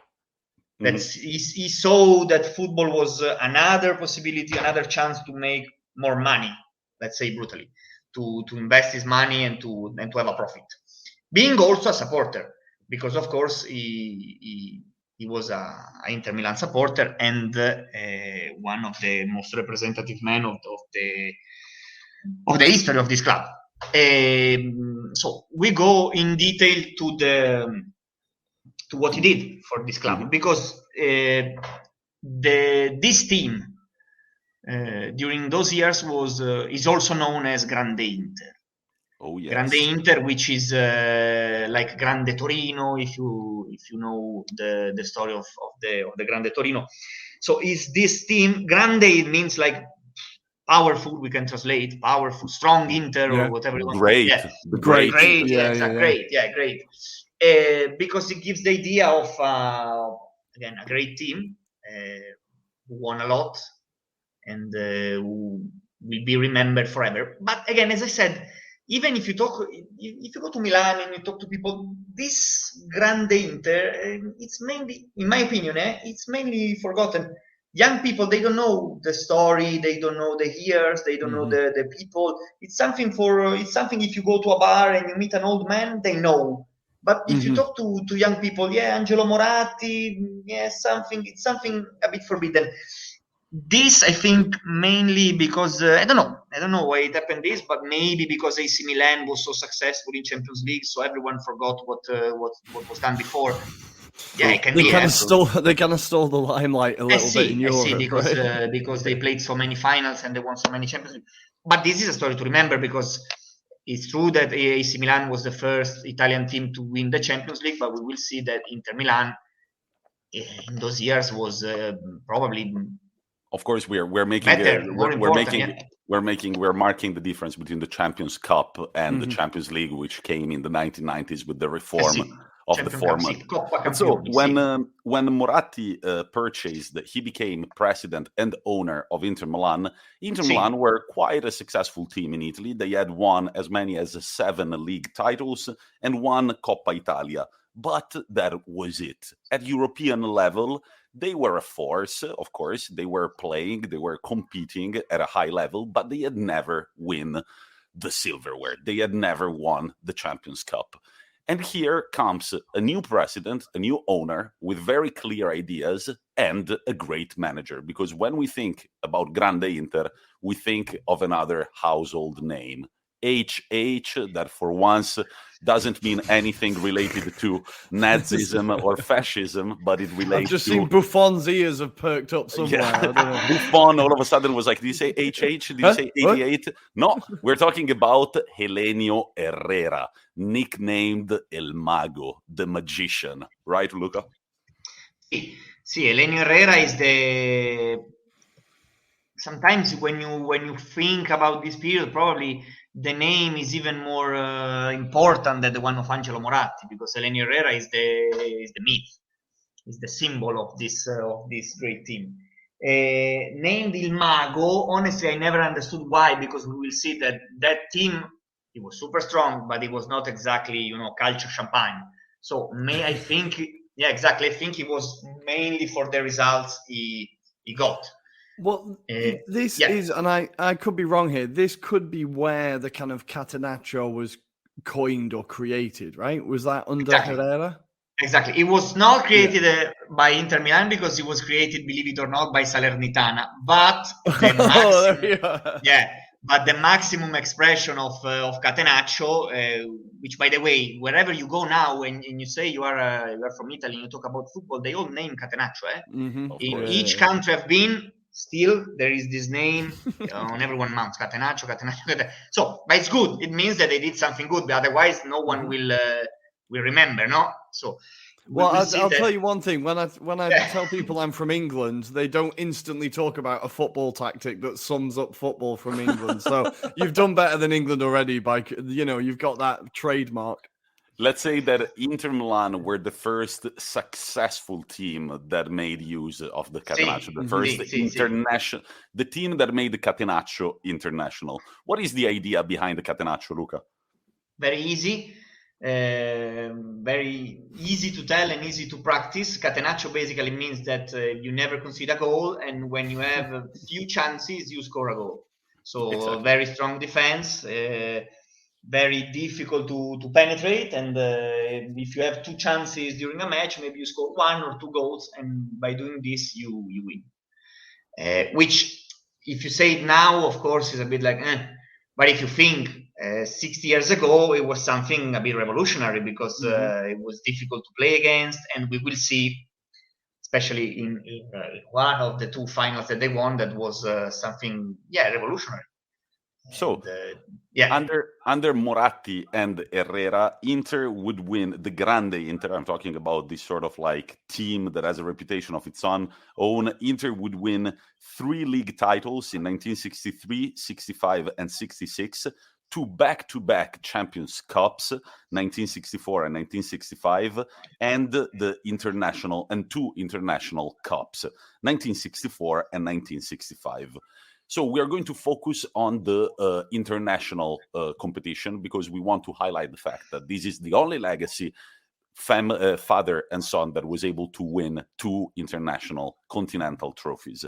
So how did these successes come about, Luca? What were some of the household names in the Inter team at the time? If you see the lineup of the Grande Inter, you will see some names that even if you don't know about the story, are some legendary names, both for the history of the team and for the history of the national team, because we have Facchetti, Burnic, Mazzola, or even Luisito Suarez, which is the original Suarez, which is the only Spanish player who ever won the Ballon d'Or, so the Pallone d'Oro. So these were some of the... Corso is another name that is always in the history of the club. And since you mentioned the names, I have a quote from a book writer, Edoardo Galeano, who wrote a book called The Splendori e Miserie del Gioco del Calcio in 1997. And there is a quote from the book that says, Sarti, Burnic, Facchetti, Bedin, Guarneri, Picchi, Jair Mazzola Milani, Suarez Corso, allenatore Herrera. Which other lineup, so many years after its life, is more impressed in any football fan's memory than this one? So at the time, it was really the team. Big household names in international football. We're talking, of course, about Federazione Calcistica Internazionale. And let's focus on these Champions League wins. And Luca, I will let you go. See, so as we said, the team was amazing. The idea was revolutionary. It was a road to success. In fact, after they won the first Scudetto of the Moratti period, let's say, which was the number 8, they participated for the first time to the old Champions League, which, as we said, was different. So only the champion of every country were participating. So it was shorter. In a way, for me, it was more difficult because there are no easy game like now that can adjust, a group or something. So it's the first time that they win the first Inter Champions League, Champions Cup. It was amazing because they beat Monaco, Partizan Belgrado, and Borussia Dortmund.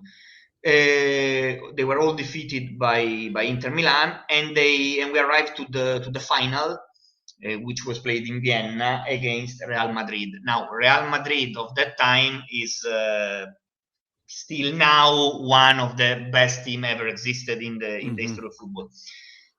That game, Inter Milan against Real Madrid, was not only, in my opinion, it must be included into the 10 most important games ever in football, because just imagine that Real Madrid was playing with strikers Di Stefano and Puskás.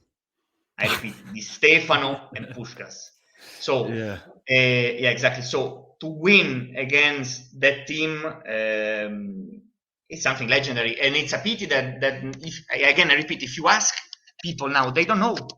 They don't know about in Milan, not in Europe or in South America. In Milan, if you ask people, young people, they don't know about this history. But this is amazing, and that result was the first Champions Cup for Moratti, for Inter, and of course, it was it was important to win because Milan already won, was already in the Albo d'Oro of the Champions League, because they won the year before, 62-63 against Benfica. To be the second Italian team to win a Champions League right after Milan, it was something amazing. And we will see that they will repeat the year after, exactly the year after. Again, one important thing to mention about the first Champions League is that Inter Milan was the first team to win without losing a single game in the Champions Cup. Never lost a single game. I was going to say, amazing, amazing. There's nothing better than sitting down and listening to the great deeds of your football club before you were born. Beautiful. Please continue. So this is the first... Does it not ever make you feel gutted that you missed it? I don't know. Yeah, I mean, well, it's a long time. Not even my father was very, very young. I'm not sure he remembers this, but we talked about my grandfather being a football journalist in an episode last year, and these he remembered perfectly. He was friends with Facchetti and all these people.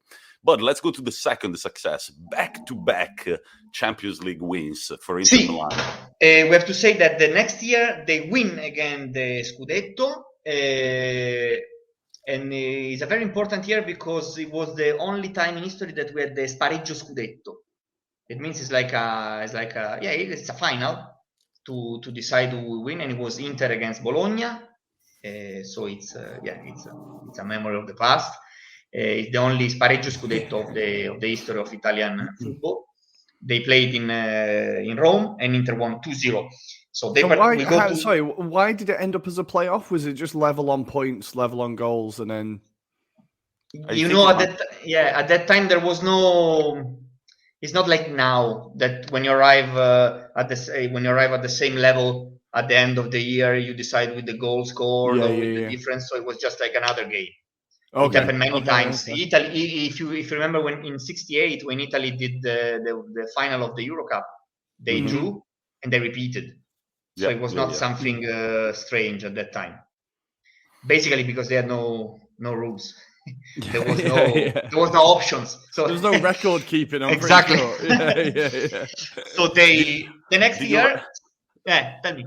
No, sorry, I was imagining a conversation back in the day. Hey, did you write down who scored the goals in the previous game? Oh shit, I lost a piece of paper, dude. I swear to God I had it. I don't know where it is now. Well, I'm pretty sure that's how Pele's got himself to like 2,000 professional goals. Just by people not writing down who scored.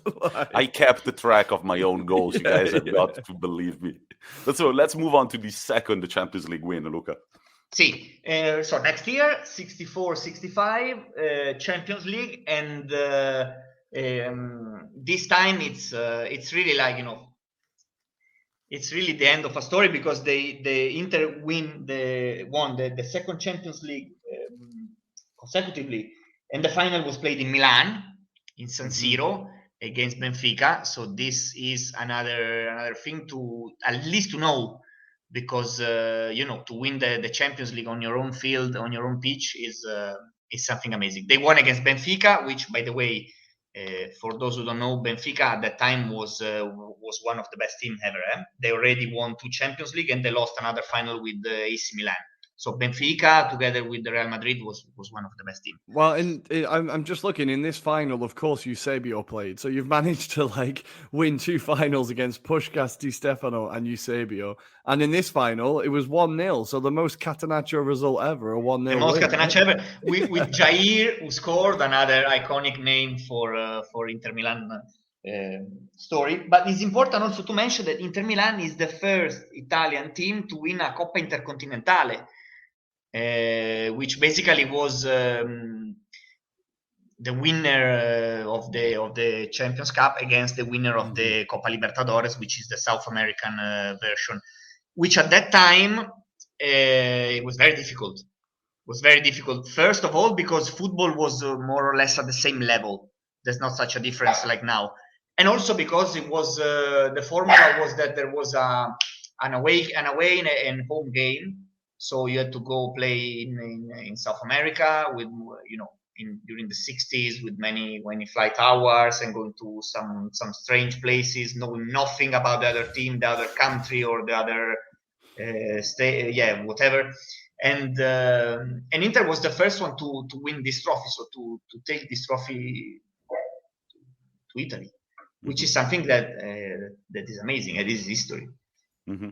And my grandfather followed this the first Intercontinental Cup win. I've got a record here at my house. I talked about it. I treasure it. It's about the Grande Inter, and he's commentating the game. He's broadcasting the radio that they're playing in South America.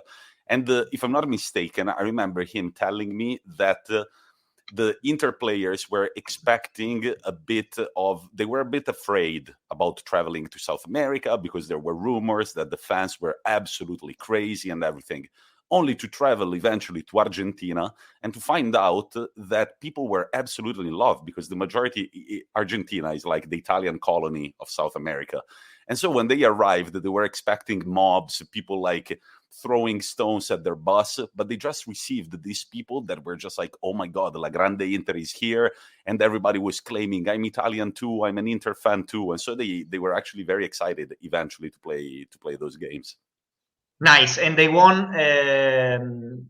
So Inter wins 2 Champions League in a row and 2 Coppa Intercontinentale in a row against the same opponent, which was Independiente. Mm-hmm. So imagine, during this golden era of Angelo Moratti, you arrive to a point that you win everything, and this comes to an end, because we will see that slowly, of course, Inter did not disappear or failed or whatever, but slowly lost this magic, and also lost this part of success in Champions League, because we will see that for many years Inter, to be honest, did badly. And let's not forget that probably, now I don't know the details of why Moratti sold the club eventually and he stepped down from the presidency, but let's not forget he was an able businessman. So he probably understood, maybe there's not as much money to be made here anymore. In the long run, it could turn out to be a bad investment, which is the opposite of what his son would later do with Inter Milan. So very quickly, Luca, I will go through in 1 minute, not even. After the Grande Inter, the 1970s were the years when AC Milan started picking up pace again, but especially Juventus. Those were the years when Juventus started winning big time. And from the 70s to the 80s, Inter Milan went through a very bad spell both in Italy and both at a continental level. Until here, a certain Massimo Moratti, son of Angelo, decides to take up the presidency of the club.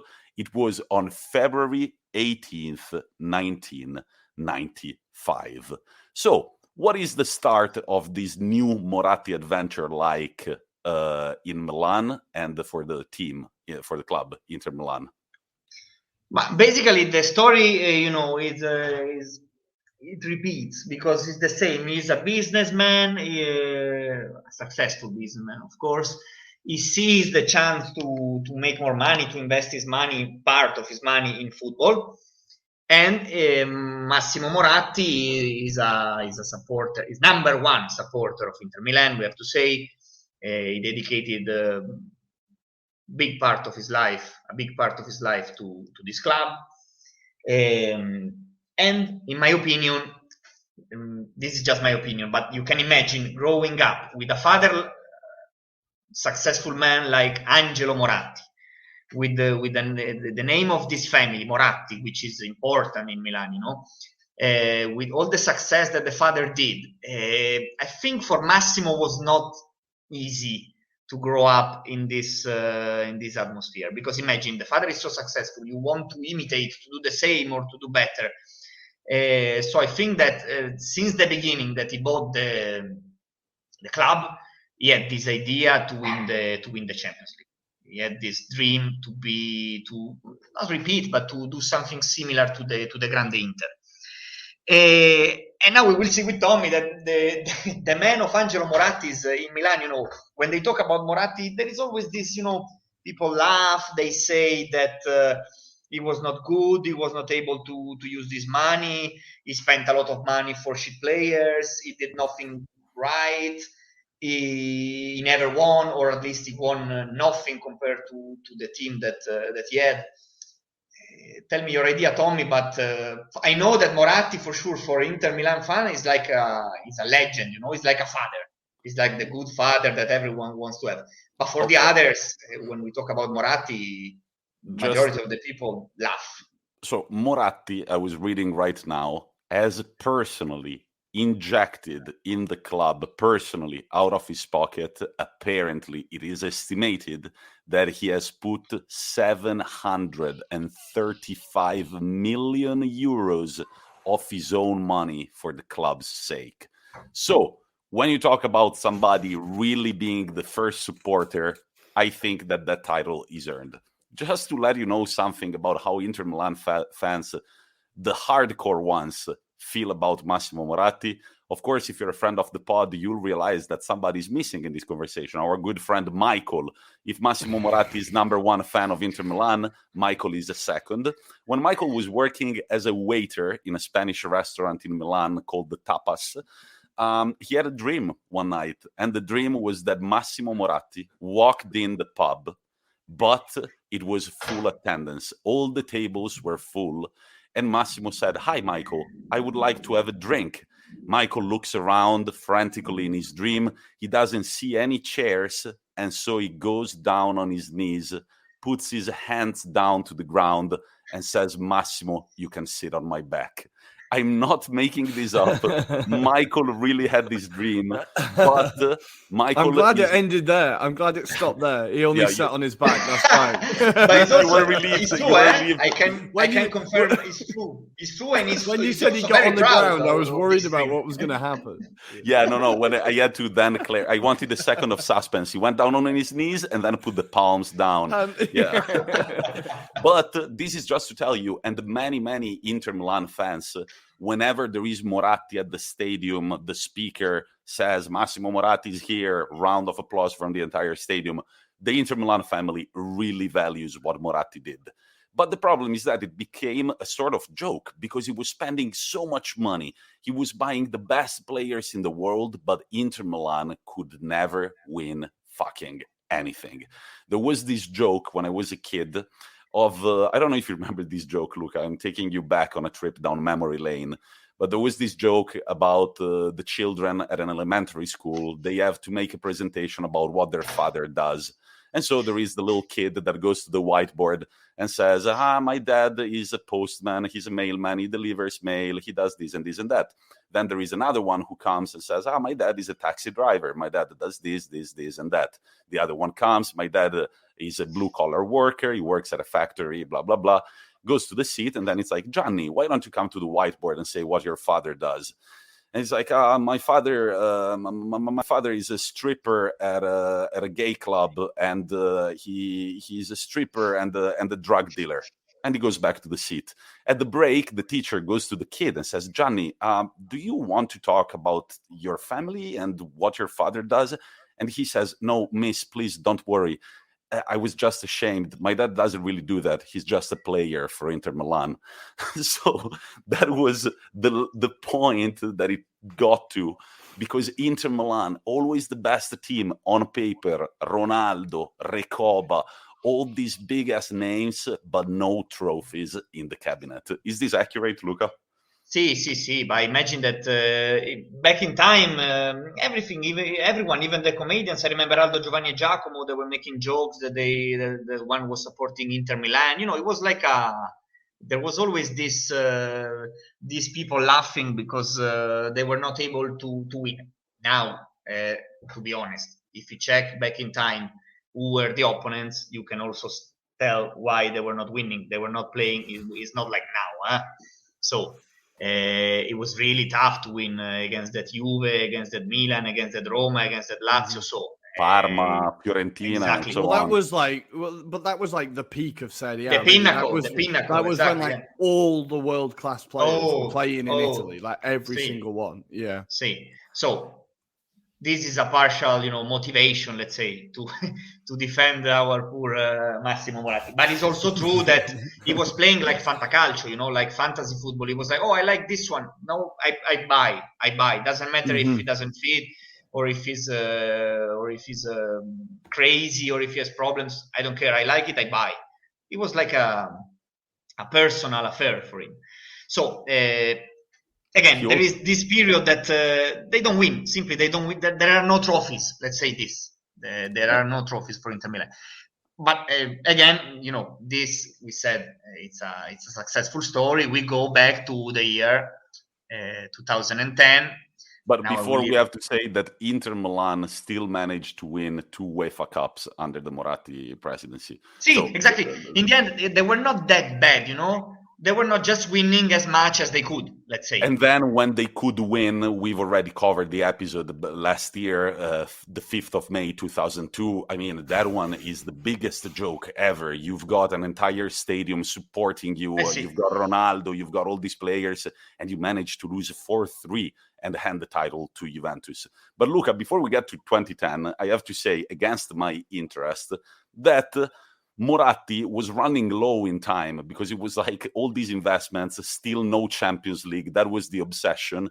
We could say, but we can cover it very quickly, that everything started turning around with the Calciopoli scandal. When Juventus were relegated to Serie B, Inter Milan got a few of the Juventus players, namely Ibrahimovic and Vieira. Well, it definitely helps when one of your biggest competitors is no longer there, right? That does definitely help. We have And then the fate starts turning around, and in 2009, Inter make a big statement, and Massimo Moratti brings in Mourinho. And here, I mean, the special one, and here we can start drawing the parallels of this very strong bond that there was between Angelo and Elenio Herrera, and now we've got Massimo Moratti and Mourinho, the special one. Also, Mourinho, at the first press conference that he ever did in Italian for Inter Milan, the first question an interviewer asks him, "Can you speak any Italian?" And he says the most Milanese thing ever. He says, "Non sono un pirla," which is pirla is a typical Milanese word. It's like Milanese dialect, and it means an idiot, no good, a mug, right? And he says, "I'm no mug, but in the most Milanese way." And immediately he wins the heart of all Inter supporters. Now, the first season, he didn't manage to win he managed to win the Scudetto, but we were knocked out at the round of 16 from Manchester United. However, the next year, things turn around. And unfortunately, Luca was in Milan with all of our friends. He witnessed it firsthand while I had to skip school in Minneapolis to watch the Inter games in the Champions League. And so I wasn't in Milan. But so what happened that year? How did Inter Milan manage to repeat the success of Angelo Moratti? But first of all, I'm glad that you mentioned that everything started with the Calciopoli, because, it's not that easy to admit that because of this, Inter started to win year after year. But we have to admit it was not only because of this, but partially because of this. Because in that period, the main opponent was Roma for Inter, which was a good team. But again, with all the signing that Moratti did, with this new era coming, with everyone doing stuff in tribunal and Inter playing like with no problems, it was easier, let's say. And then, of course, the second thing is this Mourinho signing. That for me, I will tell you right now, I don't like Mourinho. I think he's one of the most over-evaluated coach in football, with no doubt. Okay, agree to disagree. Let's move on. No, and the other thing that we have to say is that the year that we won the Champions League, a summer transfer changes everything. Zlatan Ibrahimovic doesn't want to play for Inter Milan anymore. He publicly states that he wants to go to Barcelona to win the Champions League there. And apparently the scene, what the legend says, is that the Inter Milan, the heads of Inter Milan were sitting down. Okay, Barcelona want Ibrahimovic, wants to go there. Let's draw up a nice plan. How much money are we going to ask? Can we ask for a player on the other hand? And then apparently a fax comes from Barcelona, and the fax reads, "We want Ibrahimovic, and we're going to give you Samuel Eto'o and 30 million euros. The Inter Milan heads immediately look at each other and they say, "Put a fucking signature on that paper right now. Right. Send it back, make sure it goes through." The deal is done, and with that money, Inter buy the Serie A top goal scorer from the previous season, Diego Milito, head-to-head with Ibrahimovic. From Genoa, right? From Genoa, together with Thiago Motta, and on the last day of the summer transfer window, Wesley Sneijder from Real Madrid. So a new-look team is assembled. Ibrahimovic is gone, but now up front, he's replaced by Eto'o and Milito. So a star of international level with a guy who's established himself in Serie A football. And how did that Champions League campaign go, Luca? Take us through it. See, but coming back to the team and to the coach, I think it was the perfect combination, because Mourinho, you like it or not, but we have to admit that he's able to create this atmosphere like going to war, like we are alone against everyone. And in this period, again, where there were basically not competitors, but less competitors in Italy, and with such a great team, with such an amazing, campaign, you sign Milito, what a player, Eto'o, legends. was the perfect combination to win. So this Champions League 2010. I have to say this. I remember because Tommi was not there, but we were all together. I never had the I don't know. Every game I was like, yeah, they will win this. They will not win the other one. They will not win the other one. You know, but game after game, they were going through.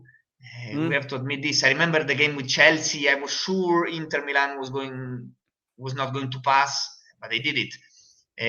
I remember there was this game in the group stage with the Dynamo Kiev, which is probably one of the most important game. I don't know, Tommi, how many times you watched it.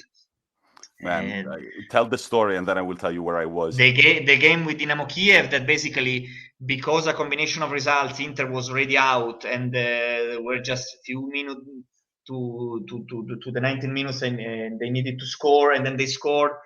But then they risk again to draw, but then they score again and they pass. This game really was was unbelievable. I think it's when you win a game like this, it's a sign. It's a sign that you can go till the end. In my opinion. That was our fourth match day, and we were playing against Dynamo Kiev. And I remember that all of a sudden we are drawing 0-0. And all of a sudden I'm outside and I see the result. At the time, there wasn't really internet on the phones. And somebody tells me, I'm like, can you check the score? And they tell me 1-0. And I'm like, oh, fuck, we're out. And then 10 minutes later, I'm like, dude, I'm sorry. Can you check the score again? And there is this friend of mine, Evan Finley, in Minneapolis, who is like, oh, what has changed from 10 minutes ago? And I'm like, I don't know. In football, anything can change. He checks the score again. Inter 2. Dynamo Kiev 1. And when that happens, you know that something is in the air. The game against Chelsea, as Luca said, it was also a nice storyline. Ancelotti coming back to the San Siro to punish his old opponents. Of course, he was the AC Milan coach for a very long time. Then we played a round of fixtures against the CSKA Moscow, who at the time were the champions of Russia. And then the big semi-final against the best team in the world, Barcelona, which we win 3-1 at home. And to this day, I don't remember ever seeing the San Siro like I saw it that night on television. It was unreal. And then we have to go to Barcelona and try and keep the result there. Thiago Motta picks up a red card because Busquets is the best actor, arguably, in the world. And then we play, I think there was a statistic in that game that Inter Milan crossed midfield only twice. But there, in that moment, Mourinho channels his own Elenio Herrera from the depth and manages to win that game. Eto'o was voted by Gazzetta dello Sport not only the best player in the pitch, but the best defender in that game. And for a player like Eto'o to fully buy in that defensive mentality so much, it tells you how much of a leader Mourinho was. And now, Luca, I will ask you, but when we went to the final, in Madrid against an incredible team like Bayern Munich had an incredible run. They had kicked out some big names of the Champions League, but the overall feeling was that the game was already won by Inter Milan. Is that the feeling that you had in Italy as well? See, easy, absolutely easy like this, because there was something that, there is this moment when you realize that I had exactly the same feeling, that there was not even need to play. As said, I was sure the Inter was not passing the group stage. They did. I was sure they were not going through with Chelsea. They did. With CSK Moscow, I was like, yeah, maybe. With Barcelona, I think I even bet, but it was completely deserved. The 3-1 and then the return game against that Barcelona. I remember the tiki-taka, all the stuff that you will never touch the ball, and they were also I remember it was really like annoying. There was Piqué, we will win 4-0. You will see. You were lucky in the first game. Piqué had said Piqué said something before the game. This is the day will make Inter players regret of having chosen football as a professional job. Yeah, it was just like, what are you talking about? Yeah, overall it was bad, and it was completely deserved that Inter passed to the final. And the finally, I had exactly the same feeling. I was like, it's done. I don't know. I don't even the game. It was easy. That's But the I mean, only... there were still. This is the memory that we have. But if you watch the highlights, Julio Cesar had to get his gloves dirty in a few occasions against Müller, against Robben. That was the beginning of that Bayern cycle that we know. I remember they were playing with a forward named Olic that was having an incredible season. That guy was good, man. He was a good. It was player. very good. Yeah. But the team it was amazing. It was good. But Inter was so good, but also so, I don't know, confident. Determined, I don't know how to explain. Yeah. That it was. I think it was written. It was written. I knew. Everyone knew. In Milan, at least, it was, for me. It was easy. It was already decided. In fact, when they won, I was not that surprised. And but of course, man, the city, you can imagine, because it was 50 years. I saw it for the Scudetto. I can't imagine for the Champions League. That was 55 years. Yeah, 45 years after the father. Again, now we come back to the beginning. After the father won the Champions League. And I remember Moratti admitting that this was his dream since he was a child, because he wanted to do the same, and he was dedicating the trophy to the father, and completely deserved, because, for me, I'm very easy. Who wins always deserves. Oh, nice. There's no other bullshit. Then you can find whatever you want. But if you win, you deserve. Always. So this, for me, is it was deserved. I could never imagine seeing this, but completely deserved. Okay, no, the thing that I was saying is that I remember that the day of the final, Gazzetta dello Sport, our main sports newspaper in Italy, in the front page, there was Mourinho with a face mask of Elenio Herrera, and said something like, Mu fa il mago, like Mu act the magician, or something like that. It happened. It was... Look, even for my father was falling out of love with football. It was towards that time that he started following less and less. But I remember he sent me an email. I was in the United States, and it said, I hope that this is a great moment for you, that I passed these colors on to you, and you enjoy this. And then Michael, who is not a person that talks a lot about his feelings and emotions, he wrote me a long message on Facebook, I remember, that said, Tommaso, I was deeply upset you weren't there. I don't think I will ever live a day like this ever again in my life. I couldn't believe it was true. So many times I tried to pinch myself because I thought it was a dream. The city of Milan walked from Duomo Square to the San Siro for 2 hours. And in the morning, the players, drunk from the celebrations, they paraded the trophy around the pitch. There is the famous picture of that Inter fan with a camera, with a digital camera, just bawling out, crying. Like, no, and the kid saying, no, I can't believe it. I can't believe it. Michael turns sentimental when there is this, when there are these moments. He's like, oh, it's the one thing he gets emotional about.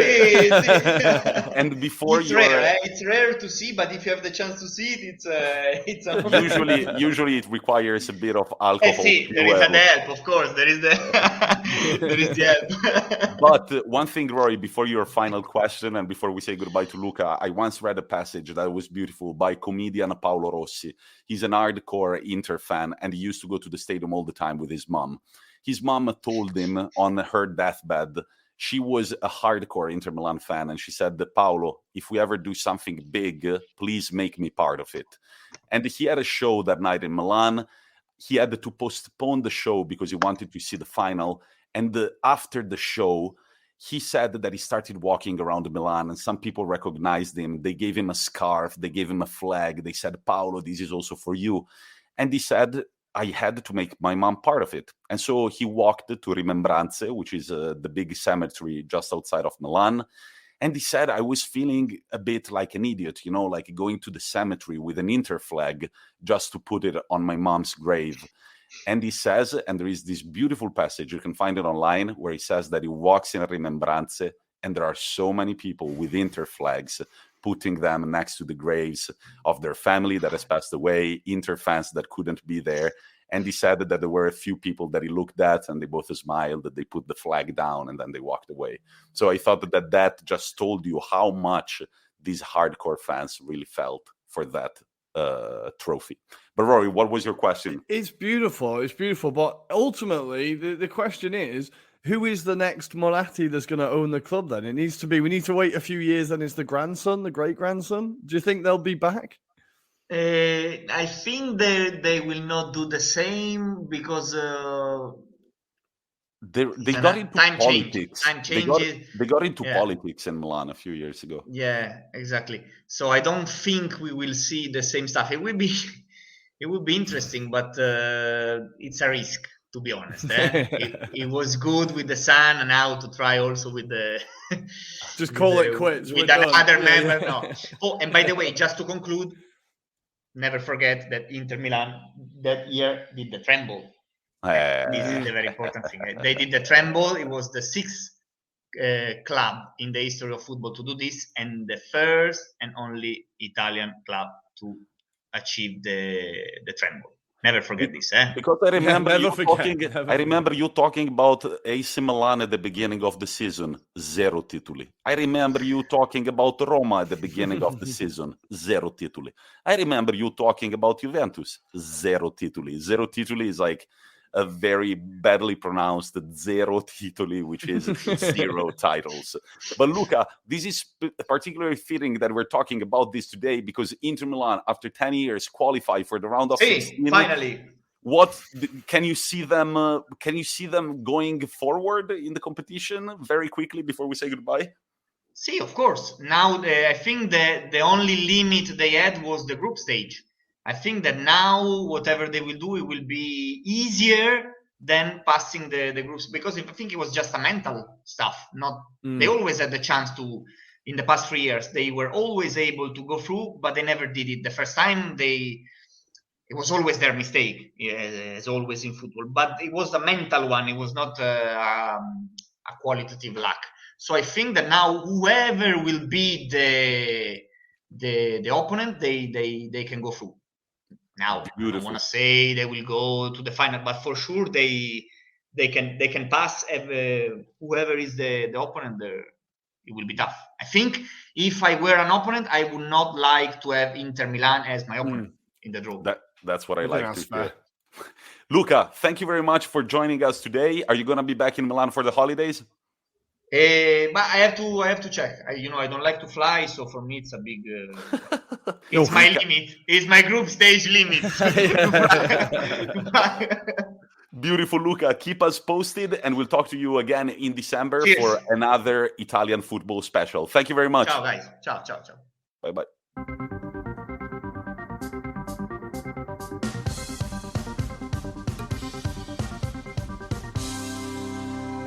And it's finally time for our customary 1 minute to kick off. And it's not actually time for that anymore because Mr. Rory Criscuolo was crowned winner last week. Rory, we're going to dedicate this space today for a quick interview. How do you feel? Who do you dedicate this victory to? Last week, we could tell you were tense after the game. You were celebrating with your family, but who is this for? I dedicate the award to myself for being such a genius when it comes to useless knowledge about footballers, clubs, and the game of football. It's all completely wasted space in my brain, but I'm proud of it. So I dedicate it to myself. Very arrogant. I'm going for the Zlatan approach. So what's next? The supporters and your fans are wandering the world over. Well, right. What's up next is me winning the Scudetto with Verona in the first year of my FM save. Because, guys, I'm still unbeaten, and we just beat Milan 3-0 at home. So this train is not stopping yet. That's what's next. Wow, I didn't know about this one. I kind of missed out on the memo. I haven't seen the stream yet. But today, ladies and gentlemen, we have no quiz. Are we done with the quizzes? No, we're not. They're gonna come back, but it's a pretty busy period is coming. It's Christmas and everything. And as you know, we like to work on a little bit of rebranding. We're always thinking about you. We want this pod to get always bigger and to reach out to more and more people. So we've got a few plans in mind, and we need to dedicate our time to those. The quiz is going to come back with a different format. And talking of which, guys, we need your ideas as well. Have you got any ideas for a new quiz? maybe an interactive quiz with our listeners, we are open to anything, and you can always slide in our DMs, both on Twitter at Italian Anglopod and on Instagram at Anglo Italian Pod. But Rory, tell us a little bit also about the Football Manager save. When can listeners find you online? What is it on Twitch, on YouTube? Tell us something about it. It's a good question about the timing. Just keep an eye on our social media. I'm trying to do it when and where I can without upsetting the missus too much by just disappearing for hours on end. And whilst trying to juggle it around work, I'm going to be aiming for one night a weekend. So that will either be Saturday or Sunday night, because I can't do 2 nights out in a row anymore. I'm too old. So one night at least I will be at home to stream. So it'll be over the weekend, maybe one during the week. I'm going to try and keep it regular. We've done 2 episodes so far. We're 7 games in. We've just got to the first international break.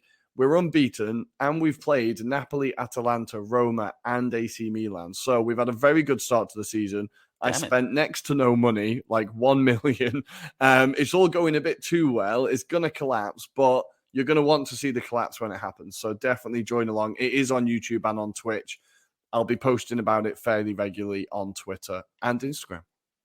Guys, so follow Rory's adventures as a Football Manager, Hellas Verona's manager, the first English football manager at Verona Football Club, I believe. I don't know, the city of Romeo and Juliet, don't forget. But that's it with our episode. Remember to also follow our sponsor at the Sports Club Maps. New giveaways are coming, we promise, but also it's the holiday season, and you know that your boyfriend/girlfriend is dying for that mug with a map of Italy and all the football clubs that we have in our beautiful, beautiful country. It's time for our customary quote. Rory, anything to tell our listeners before I send them off? Have a good weekend, guys, and come and check out the save. And so, who could we dedicate our end of the episode quote if not to man of the moment, Junior Messias? It's a quote by him, interviewed after the goal that saw AC Milan win at the Wanda Metropolitano against Atletico. I dedicate it to my family and friends in Brazil, but especially to those who have believed in me and who had the faith to bring me to Milan. I have had a different path to others, so I dedicate this goal to them. Talk to you on Monday night. Bye!